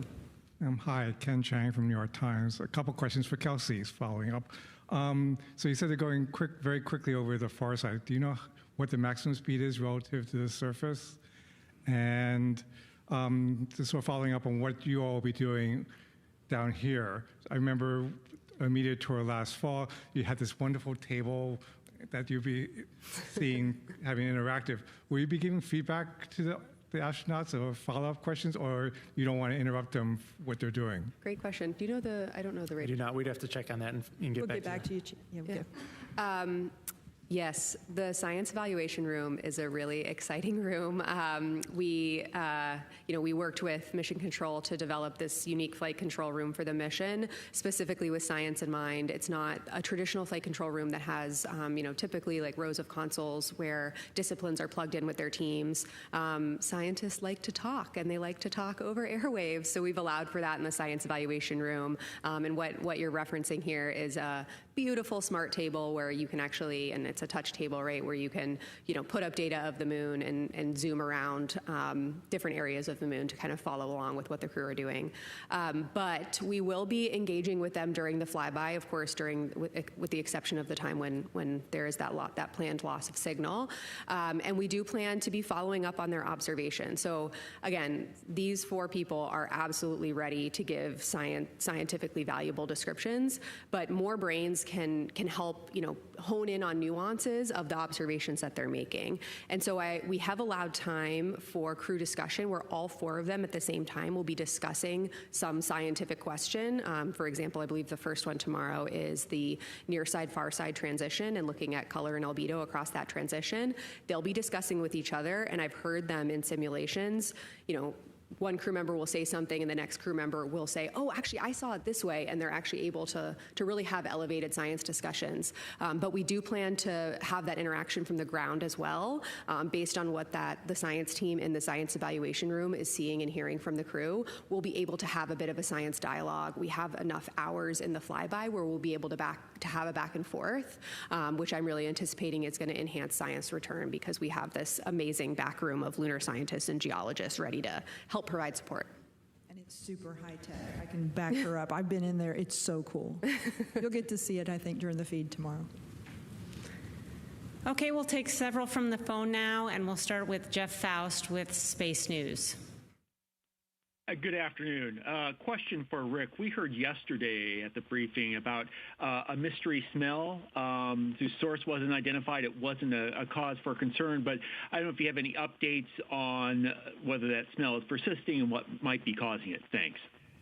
Sure. Good question. We have been trying to correlate the smell and the crew reports of the smell to a particular event or a changing configuration of the spacecraft. We have a number of heaters that are located near that area of interest, and there's nothing about a heater cycling that we can correlate to the smell. There's nothing about the usage of the toilet that would cause an increase in the concentration to cause a more acute smell or a more mild smell. So right now, there isn't any root cause identified as to what that source is, but we're continuing to proceed with the mission and the use of the toilet nominally. Okay, our next question is from Stephen Clark with Ars Technica. Hi, thank you for taking my question. I think my question is probably for Rick as well. You mentioned the checkout tonight of the optical comm system on Orion. Has that been used thus far in the mission? How is it performing? And also, if it checks out and you're able to get to that 100 megabits per second downlink, will that kind of expedite the downlink of some of the photos we're expecting from tomorrow? Thanks. Sure. Yeah, the optical comm system has been performing really well throughout the mission. We've used it throughout all of the lunar transit. We have 3 sites where we downlink data. We have one in California, one in White Sands, New Mexico, and then a third site, which is kind of a test and a target of opportunity with the Australia National University in Australia. And we've been able to stream video live to that site as well. And yes, if we can get the bandwidth increased to 100 megabits per second, that will absolutely help getting imagery and data from the spacecraft down in a more timely manner. Okay, we'll go to one more on the phone and then come back here in the room. The next question is from Sana Pashankar from Bloomberg. Hi, thank you so much for doing this. A question for Dr. Young. Obviously, it seems like an enormous amount of thought and effort and scientific considerations have been put into preparing for the lunar flyby. I was just wondering, when did the lunar science team at NASA start making preparations for the flyby? Did it start like when the astronauts were selected in 2023 or after Artemis 1? Yeah, thanks. Yeah, thanks for the question. Not specifically for Artemis 2, but for Artemis science operations in general, it's been a number of years that we've been preparing and integrating with flight operations. I will say flight operations has been incredibly welcoming. I think it's a testament to the fact that, science is one of the fundamental pillars of Artemis, and, specifically for Artemis 2, Rick and Judd and Jeff have been nothing but, really, really welcoming, knowing that, of course, our destination for this mission is, of course, the moon. Specifically for Artemis 2 science preparations, we did, actually start working with the crew pretty quickly after they were selected, more in a classroom training environment, but that did kick off the discussions for our team about how we wanted to develop our science objectives given the mission profile characteristics as we learned more about that, about how the mission profile was evolving. And so that enabled us to really jump off on establishing our science objectives, and with me being selected as the lead for the lunar science for this mission, I was really able to build out our amazing team pulled from several different NASA centers, experts in lunar science, geology, visualization, geographic information systems, teams here at the Johnson Space Center who supported Earth observations from the International Space Station that are actually responsible for developing that gorgeous lunar targeting plan. And so the plans for the flyby profile as we're going to execute it tomorrow probably really ramped up in earnest just over a year ago. But prior to that, there was a lot of work going in with the flight operations team for integrating our new science officer console into mission control, as well as building out the science evaluation room. Okay, we'll come back into the phone, or pardon me, to the room. Irene, and then we'll go to Tom. Thanks. Irene Klotz with Aviation Week. For Rick, a couple of flight operations questions. First is, which two astronauts attempted to don the suits quickly, and how much faster did that happen compared to the nominal donning? And on the manual flight demonstration, did the exercise today complete all the or maybe last night, sorry, I've lost track of days. Did that complete all of the manual operations that you're expecting, and what have you learned so far about the nuances of Orion's handling that you want to kind of continue more studies on post-flight? Thanks. Of course, thanks for the question there. As far as who donned the suit rapidly, that was Reed and Victor, and then Christina and Jeremy donned it in the quote-unquote nominal time frame. The rapid donning was attempted to be done in about 15 minutes, which is pretty swift. And again, that corresponds with the time that Orion has to feed the leak and maintain cabin pressure before we can get the crew safely in a pressurized environment. As far as the manual piloting that we have left, we have another test on Wednesday. That will be in the crew's afternoon after they build the radiation shelter. And then finally, with respect to the handling qualities, I sat in the back of Mission Control during the proximity operations demo. I had just worked the ascent shifts, but I couldn't stay away, and I had to watch. And it was pretty spectacular to watch Orion pretty much stop on a dime. You know, Victor would deflect the hand controller, release it, and you saw the ICP, the video of the interim cryogenic propulsion stage. You'd see it move and then just stop right on a dime. And so I would say we've got some pretty well-engineered control laws on Orion. Tom. Hi, guys. Tom Costello with NBC News. Thanks for so many great news conferences. I have just a basic question with, I don't have a PhD in rocket science. Can you explain for the audience how it is that when it goes into the moon's gravitational pull, and then when you come around the other side, the Earth's gravitational pull can take over or becomes stronger? You help me understand that, and that would be great. And then second of all, can I just confirm with you the photographic number of targets you have, and how many photos you expect to take? Sorry if I missed that. All right, I'll take a swing at the orbital mechanics here. So the translunar injection burn essentially raised our apogee, the height of our orbit above Earth, to a point where we target it such that the moon will, as it orbits Earth, we kind of intercept the moon and we allow the moon's gravity to take over. And then because we're not entering into lunar orbit, we coast past apogee relative to Earth, and we start falling back to Earth. And eventually, the Earth's gravity is going to take over and bring the spacecraft back into the atmosphere. As for targets, I was just going to add one more thing to that, is that as you enter, as we talked about, the stronger influence of the moon's gravity, we're out at some distance, and so when it starts to pull on us, we go into a circular kind of an arc around the moon, and that kind of slingshots us. You can imagine a slingshot around, but then that kind of starts to overshoot and come back, and then by the time you might go somewhere else, we're now pulled into Earth's gravity again, right? So it starts to pull us back. So it's the interplay of those two gravity fields that really drive this beautiful dance of the spacecraft. The number of targets, I'll have to get the exact number, but it's in the range of 35 targets. We actually do plan to put out the list of targets hopefully tomorrow morning so that the public can follow along. I will caveat that with that's a plan, right? And they're going to flexibly execute that plan based on what they see. But we will put out kind of the list that they have been studying too. As for number of pictures, It's a great question. The only way we can kind of make a guess at that is from the mission simulations we've done on the ground, where they're taking pictures of not the real moon. I have a feeling that the real moon is going to be a bigger draw.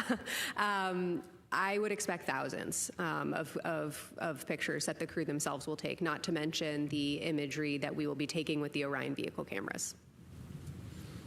Okay, we'll go here and then back to Will Robinson-Smith after that.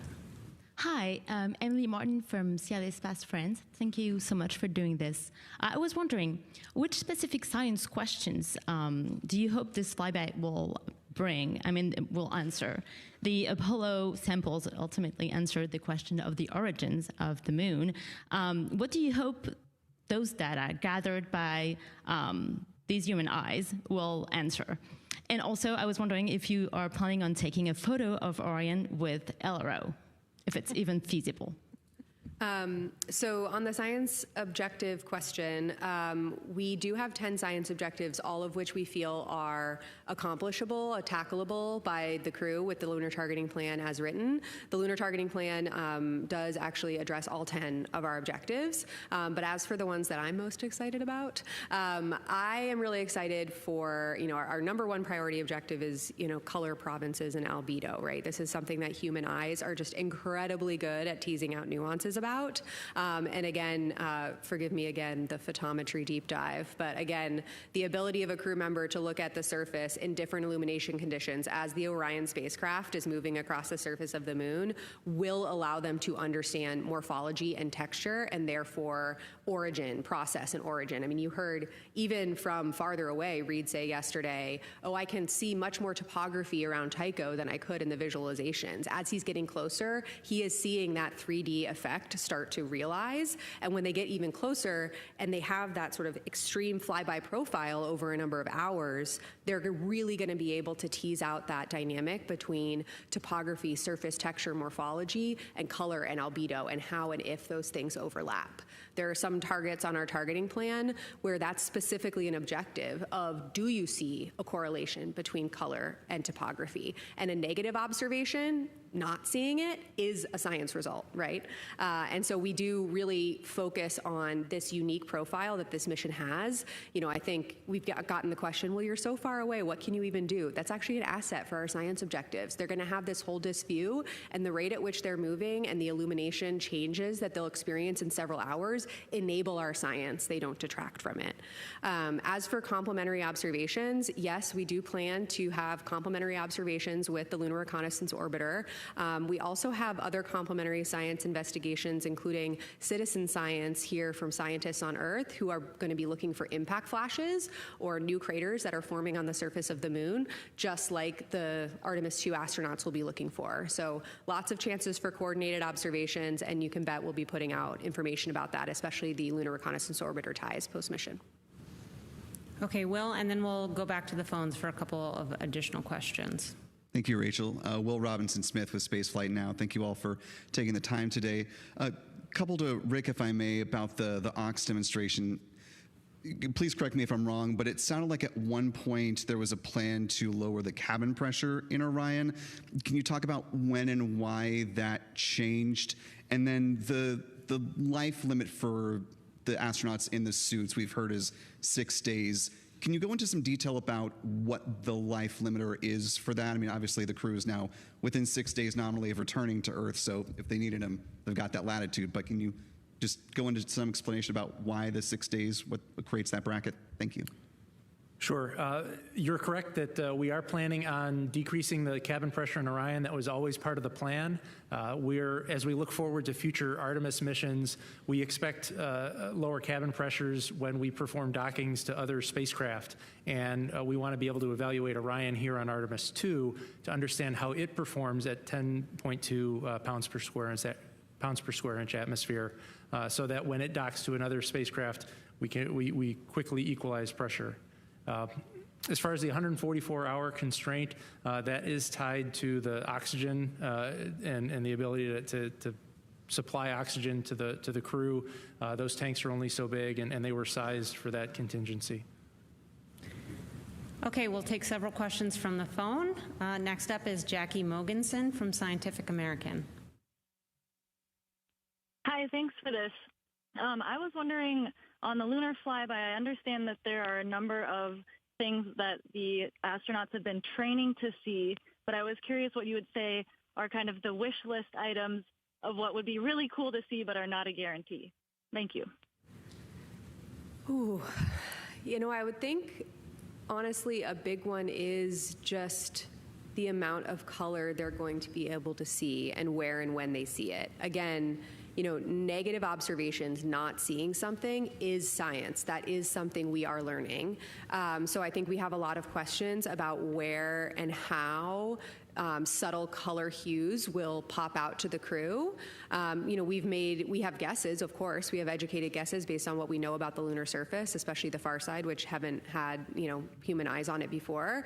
But we don't know what to expect. We've provided guidance to them on where we think the best places are to, make those observations, but this is exploration, right? And while we have imagery, amazing data from orbiting spacecraft, it's these nuanced observations that we're lacking. And so, this is discovery, right? And we're asking questions that we don't always know the answer to, and that's, some of the value of what these Artemis missions bring. Next up is Marcia Smith with Space Policy Online. Thanks so much for taking my questions.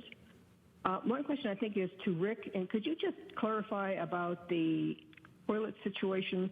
Have you permanently fixed that, or is it that every certain number of days or something you're going to have to turn the spacecraft towards the sun in order to make sure that that vent doesn't freeze? And this is a permanent solution for this mission or for all the future Orion missions? Could you just clarify the situation on that? And on a completely different front, I'm just curious to Kelsey and to Lori, maybe wearing your planetary science hat. So when you have the astronauts looking at the far side of the moon and seeing them with their eyes, which LRO can't do, is there any chance you're going to spot something there that is so fascinating that it's going to change maybe plans for CLIPS missions or something, to send CLIPS missions there to investigate? What do you think the odds are that you'll see something that you really didn't expect? All right. Well, as for the first part of your questions, there are no liens against use of the toilet. The crew members are able to use the toilet, but we are still trying to figure out the wastewater vent line problem. It's kind of a complex engineering issue when you expose a liquid to vacuum. It's a pretty chaotic environment, and there's a lot of theory and textbook work done when you assume it's pure water being exposed to a vacuum. But when you introduce the variable of it being wastewater, there's other complex phenomena that we don't quite yet understand that are factoring into that vent line. And so we're still working through that. This is a good opportunity to learn now on a shorter mission. And if changes are needed to be made to the spacecraft, we have opportunities before Artemis 3 to make those changes. Let Kelsey answer the question about if you think we might see something surprising. Rick, do you want to do it? No. I think, of course, we don't know what we don't know. And there's a reason, I think your question kind of hits at the heart of why we explore, right? I mean, we can send reconnaissance missions to the bottoms of the ocean and to the poles and to Mars and to the outer solar system. And, I like to think that planetary scientists, are pretty good at their jobs and pretty good at outlining plans of what they think we will expect to see. But we, in the science community, like to talk about multiple working hypotheses, right? We take all available data and we form these different hypotheses, and we make a plan to go address and buy down those hypotheses. And so, do we have guesses about what they're going to see on the far side? Yes. Do I have solid confidence in exactly what they're going to see? Absolutely not. That is why we send people out into the cosmos to explore in the first place. And so, I think it's important to remember that, what the crew are going to do tomorrow is the first step in this exploration. And I think it's important to remember that, we don't always know exactly what they're going to see. We have lunar reconnaissance orbiting spacecraft data of the surface. We understand, what it's made out of. We understand the topography, but we don't know what the crew are going to see in these specific illumination conditions from a scientific perspective, and that's exciting. It's part of the exploration mission. It's one of the main charges of the Spaceflight Agency. Okay, we'll go there. Thank you, Rod Pyle at Aster Magazine. This is drilling in a bit, so I apologize if I'm peeling the onion too much. This is for Kelsey. You know, during Apollo, if you look at interviews with some of the geology backroom guys, they were operating almost entirely from audio, and the video was really of low quality. So now that you've got this spectacular video imagery coming back, do you think you'll have a real-time feedback loop of evolving science targets while they're doing the pass behind the moon? Oh, thank you. My goodness, what a good question.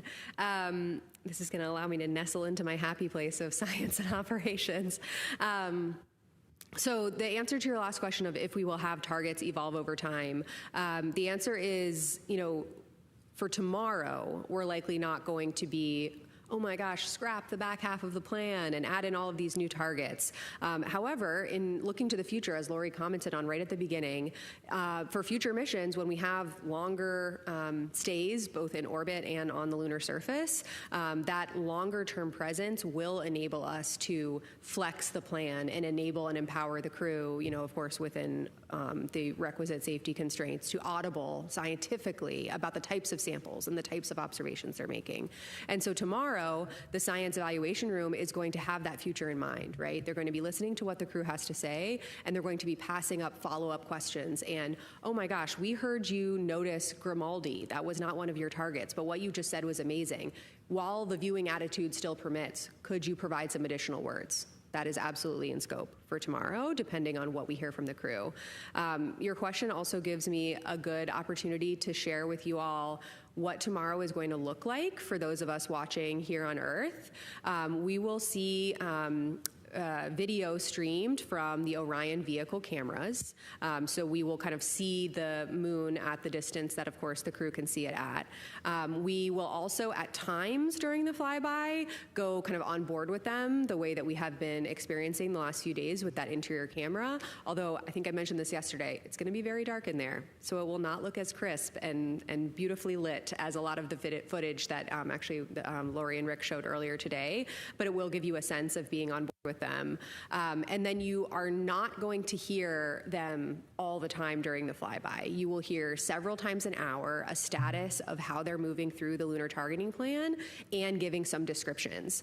Those science sit reps, as we're calling them, will not come from the prime crew that are at the windows at the time. It will come from one of the two crew members who are not, you know, plugged into their crew tablets and really down and in on the observations. It will be a third person coming to an additional window to make those descriptions. So you'll see the streamed video, you'll hear from them several times an hour, and then as soon as we can after the flyby ends, our team will be working as a part of the flight control team to get those downlink requests in quickly so we can get all the audio down and get as many images as we can overnight and then throughout the rest of the mission. Okay. Hi, Lisa Grossman from Science News. I have two questions for Kelsey. One is, I'm glad to hear that the target list is going to be made public tomorrow. Is that cool user interface thing that you shared an image of earlier going to be made public at any point? We're working on how to archive that for the public after the mission. We're not going to be able to do it within the mission, but it is such a big part of lunar science in this mission. And, you know, for those familiar with the Science Mission Directorate, you'll know that, you know, we take very seriously the charter to make every every data set relevant to lunar science accessible to the public. And we have a charter to do that for this mission within 6 months post-mission. And so we will be working hard to identify how we can get this tool out to the public, given its criticality for lunar science. Thank you. And then what phase will the Earth be in during Earthrise? So what they will see on the Earth is Asia, Africa, and Oceania. And so for anybody listening here who is in Asia, Africa, or Oceania, you can go out and look at the near side of the moon at the exact same time that the crew will be looking at the Earth. For those of us not in those places, we can go out later and still see the same views, but for those in Asia, Africa, and Oceania, know that the crew will be smiling down on you around Earthrise and Earthset. Okay, we'll take one final question and then go ahead and conclude. Marcia. Hi, Marcia Dunn, Associated Press. I'm looking for some numbers, please. What's the latest numbers on the maximum distance that Orion will be from Earth? What's the closest distance to the moon? I think I've heard 4,000 miles. And the total, the illumination for the far side, is it about 20% tomorrow? I forget the numbers. And it also, Dr. Young, take off your science hat for a moment and wax poetic about the fact that tomorrow astronauts are going to be flying around the moon for the first time in so long. So I'll take some of your first ones here, Marcia, and make sure I get them all, so let me know if I miss some. So a little before 2 p.m. Eastern tomorrow, we're going to pass the Apollo 13 distance record by humans, and that record is 248,655 statute miles. That's when we break the record. And then tomorrow evening, around 7:07 p.m. Eastern, we will reach the farthest distance from Earth at a distance of 252,760 miles. That's 4,105 miles farther than Apollo 13. You asked about the percent of illumination. My recollection, it's close to like 21%. Yeah, the right? caveat there, though, is that is the percent of the far side that is illuminated at closest approach. So when they are closest to the moon, they will see 21% of the far side. On their approach, as you saw in that visual, they will see the full disk. It will include a big section of the near side as well as that section of the far side. Essentially, you know, half of the moon is always illuminated. They'll see that. And so they will see the full 180 degrees that's illuminated as far as far side. Yeah. Thanks, Kelsey. Yeah, I think it's at closest approach, it's 4,070 statute miles. Mm-hmm. Yeah. And then do you want to wax poetic? Oh my gosh, of course, always.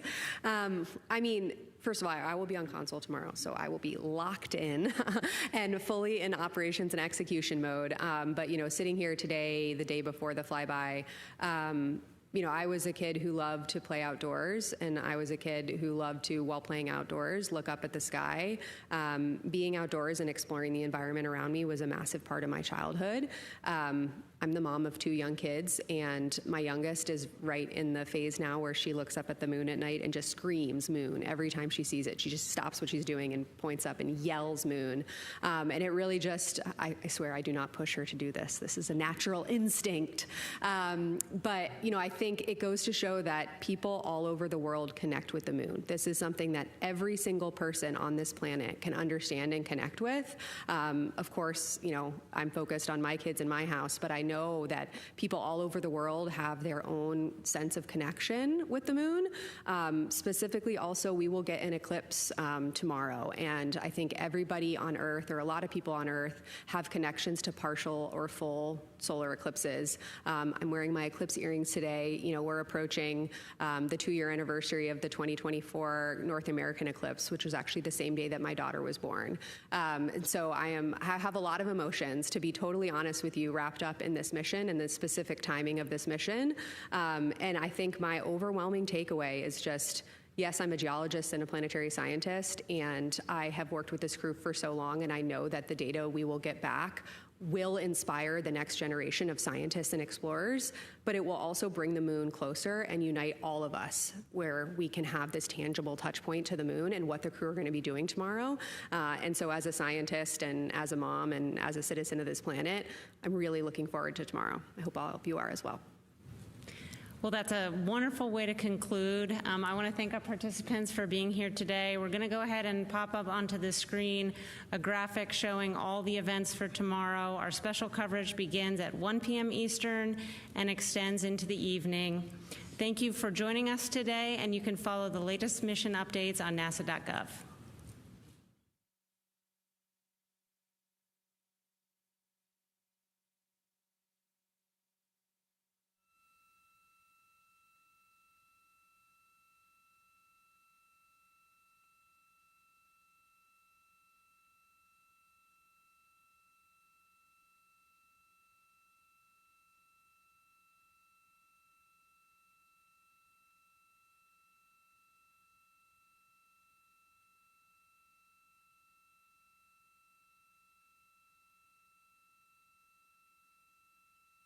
This is Artemis Mission Control at Johnson Space Center in Houston, Texas. Mission elapsed time for the Artemis 2 flight is 4 days and 58 minutes.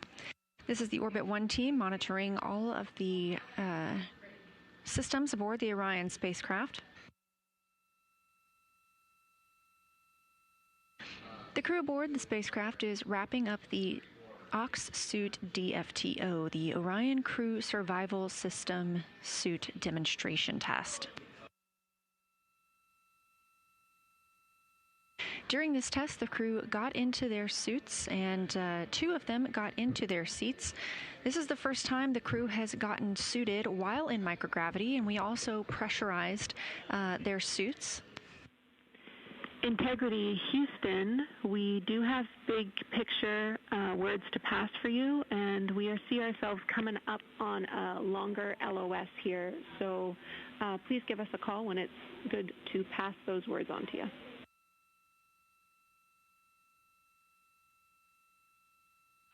Okay, we're just getting out of suits, so go ahead now. Now's a good time. Okay, I'm going to roll through this list with you. We have turned off the CamCap 3 because we suspected that you were suit doffing. We also don't have the HHP camera. We wanted to let you know that at our last check, it was still connected to the encoder, but it looked like it had been bumped. So we don't have that picture. We want you to check it when you are ready, aka done with your doff. Automatic cabin leak detection is enabled again.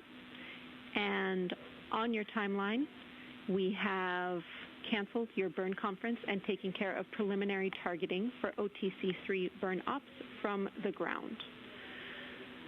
We want you to continue your suit doff and your closeout of this procedure and look after yourselves, especially around midday meal. We also want you to know that there will be a data transfer activity for Reed in the afternoon. It's called Flywheel Excel Data Transfer. That is deferred for today.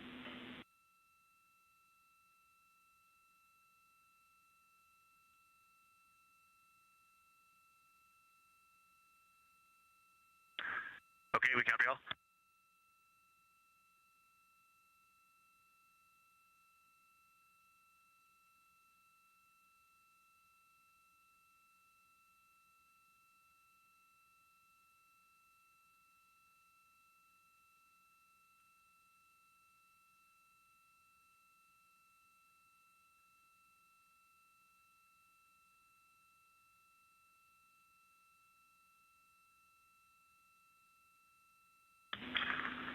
Jenny, we have one question on Jeremy's seat config. Can you give us the foot pan length extension for entry?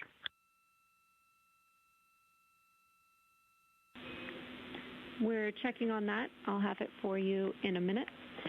While I have you, I want you to know that soon we will have some calls up to you to perform, likely on the SIP, which will get us back into a good vehicle config after suit doff. I'll be back in a minute with that setting for Jeremy's seat.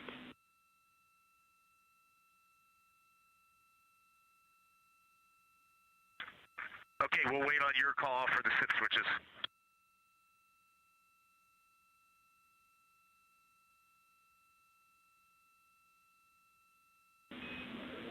Copy, and Jeremy's psi position is 5, and if you're talking about the CAF extension, that is fully extended. It should read 6.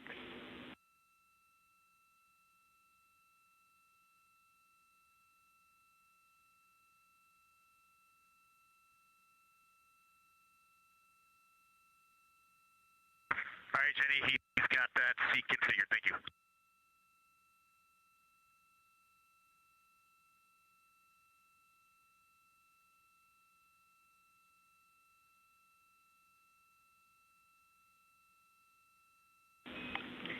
Finally, one more for you, Reed. If you did not use mags today, we would like you to save the unused mags.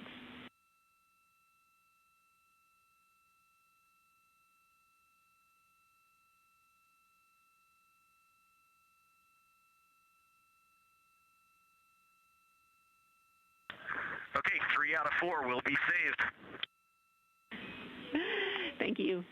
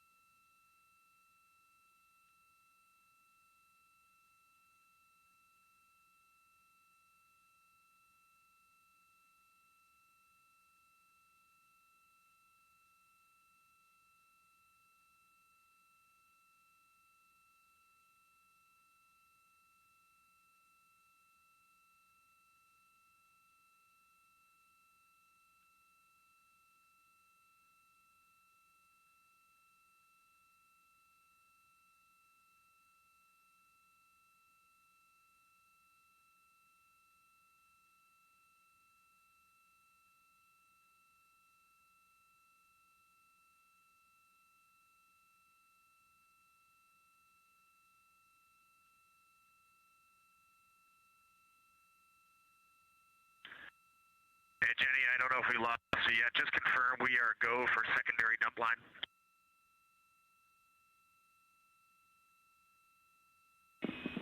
Secondary. We're still with you, Reed, and we're checking.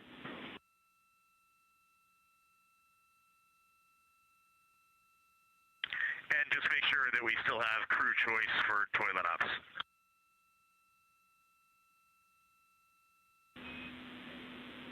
Affirm, the crew plan is still go for toilet, and we're checking on the secondary line.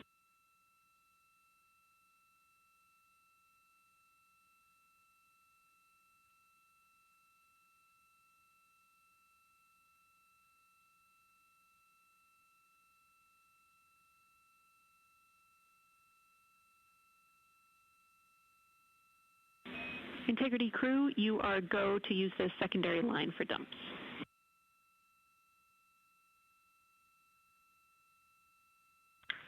Okay, sounds good, and we'll reconfigure the cut before we do that. Thanks. Affirm, thank you.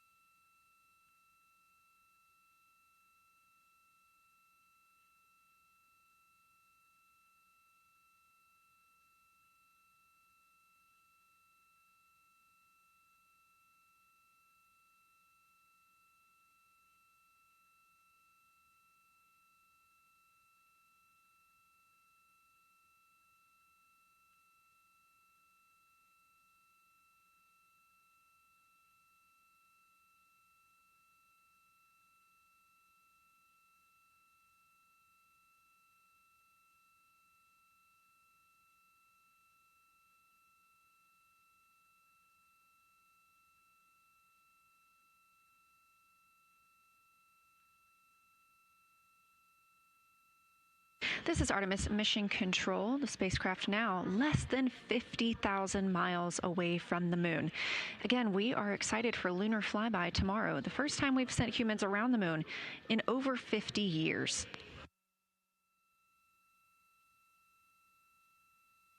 So far today, the crew has completed their Ox suit demo. That's the Orion Crew Survival System suit demonstration.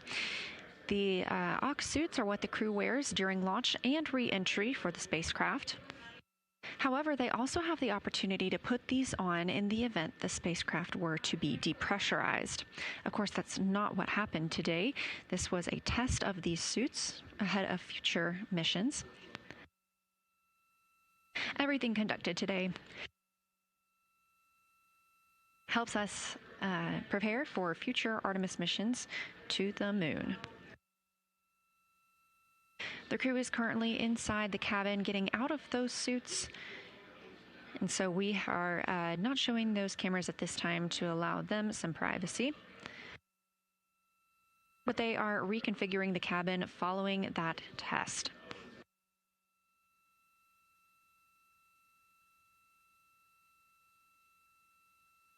During that demonstration test, we saw all 4 crew members get in their suits, have successful suit leak checks and communications checks. Both pilot and Commander Reed Wiseman and pilot Victor Glover were able to get into their seats.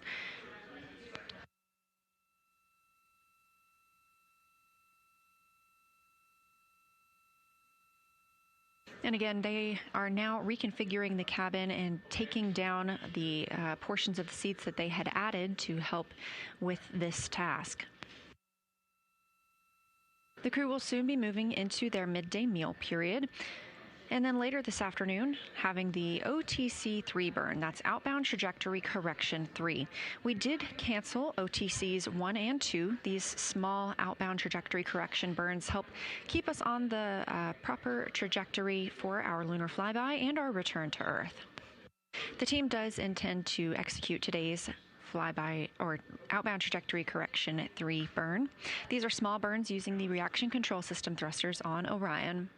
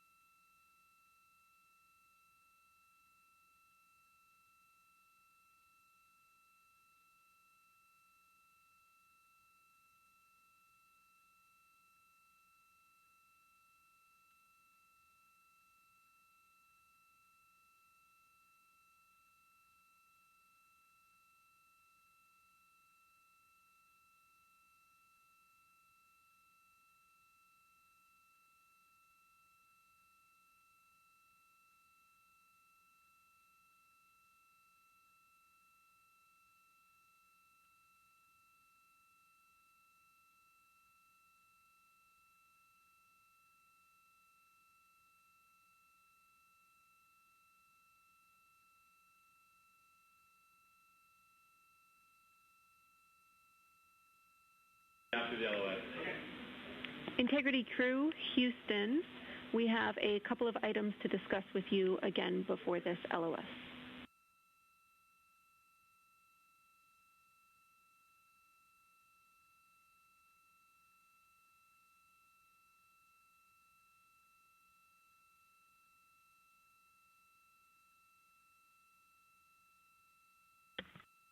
Go ahead. Hey, Christina, a couple of vehicle things for you to start. First of all, we want you to be aware that we need to increase the fan speed higher because our cabin pressure is lower. We're trying to get that cleaned up this afternoon, but we're not quite there yet. So more on that later. We also have a crew procedure that we will need you to execute, and it is the suit DOF vehicle config procedure, which is 22.2.102. This is steps 1 through 7 to get the vehicle back in a good config following being suited. We need you to stop the HHP camera feed, please. We do not see it, but we need to stop it for bandwidth reasons. We want to tell Reed that his PCD-1 is go for email use. We also can tell you that we have good targets on board for OTC-3. It's looking like a 10.1 foot per second burn. And then finally, your flight director will be ready to speak with you for Reed's flight director conference coming up shortly.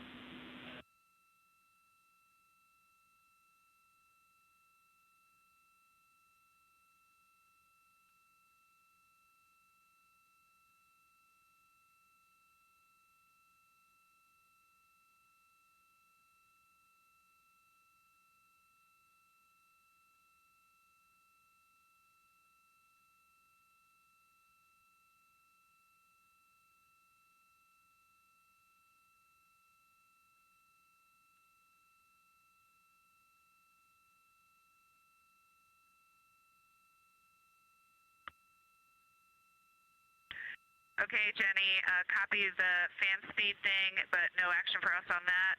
Suit DOF vehicle config, steps 1 through 7. We will stop the HHP camera stream. Reed is go for, actually that's complete. Reed is go for email on his PCD-1, and we'll be ready to talk to Jeff. We understand we will be suit drying per the suit DOF procedure as well. Please confirm. Affirm, that is a good readback on all, and we agree on the suit procedure. Thank you, Christina.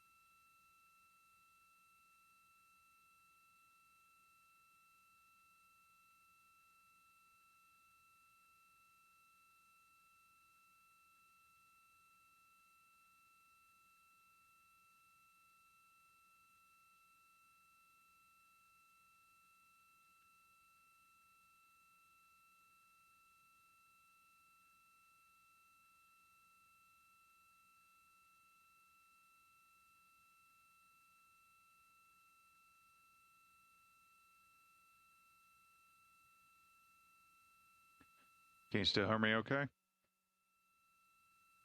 Great.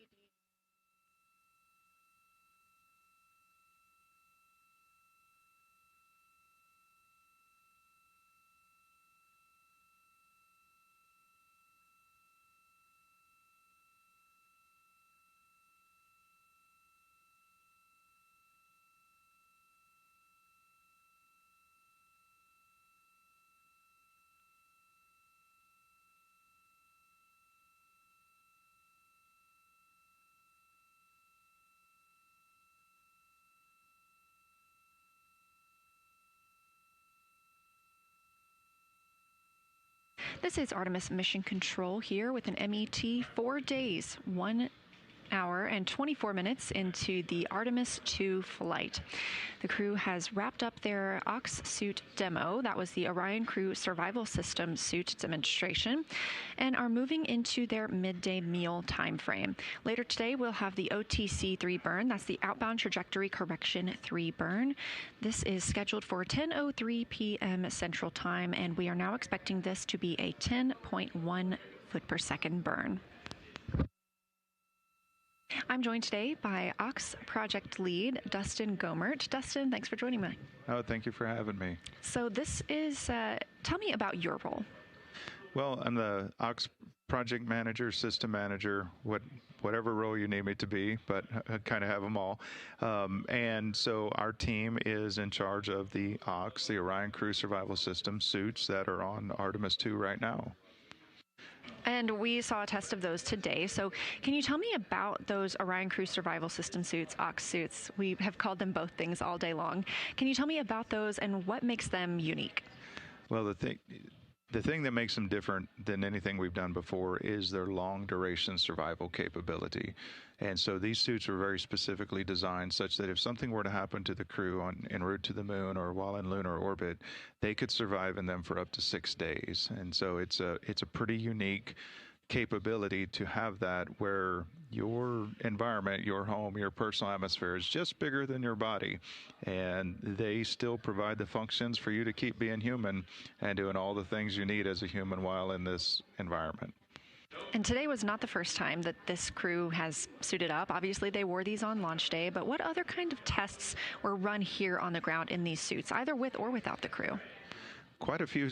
So we spent a good I would say almost 2 years doing certification testing of this, and the better part of a decade in design and tweaks of them to get to the point we are today.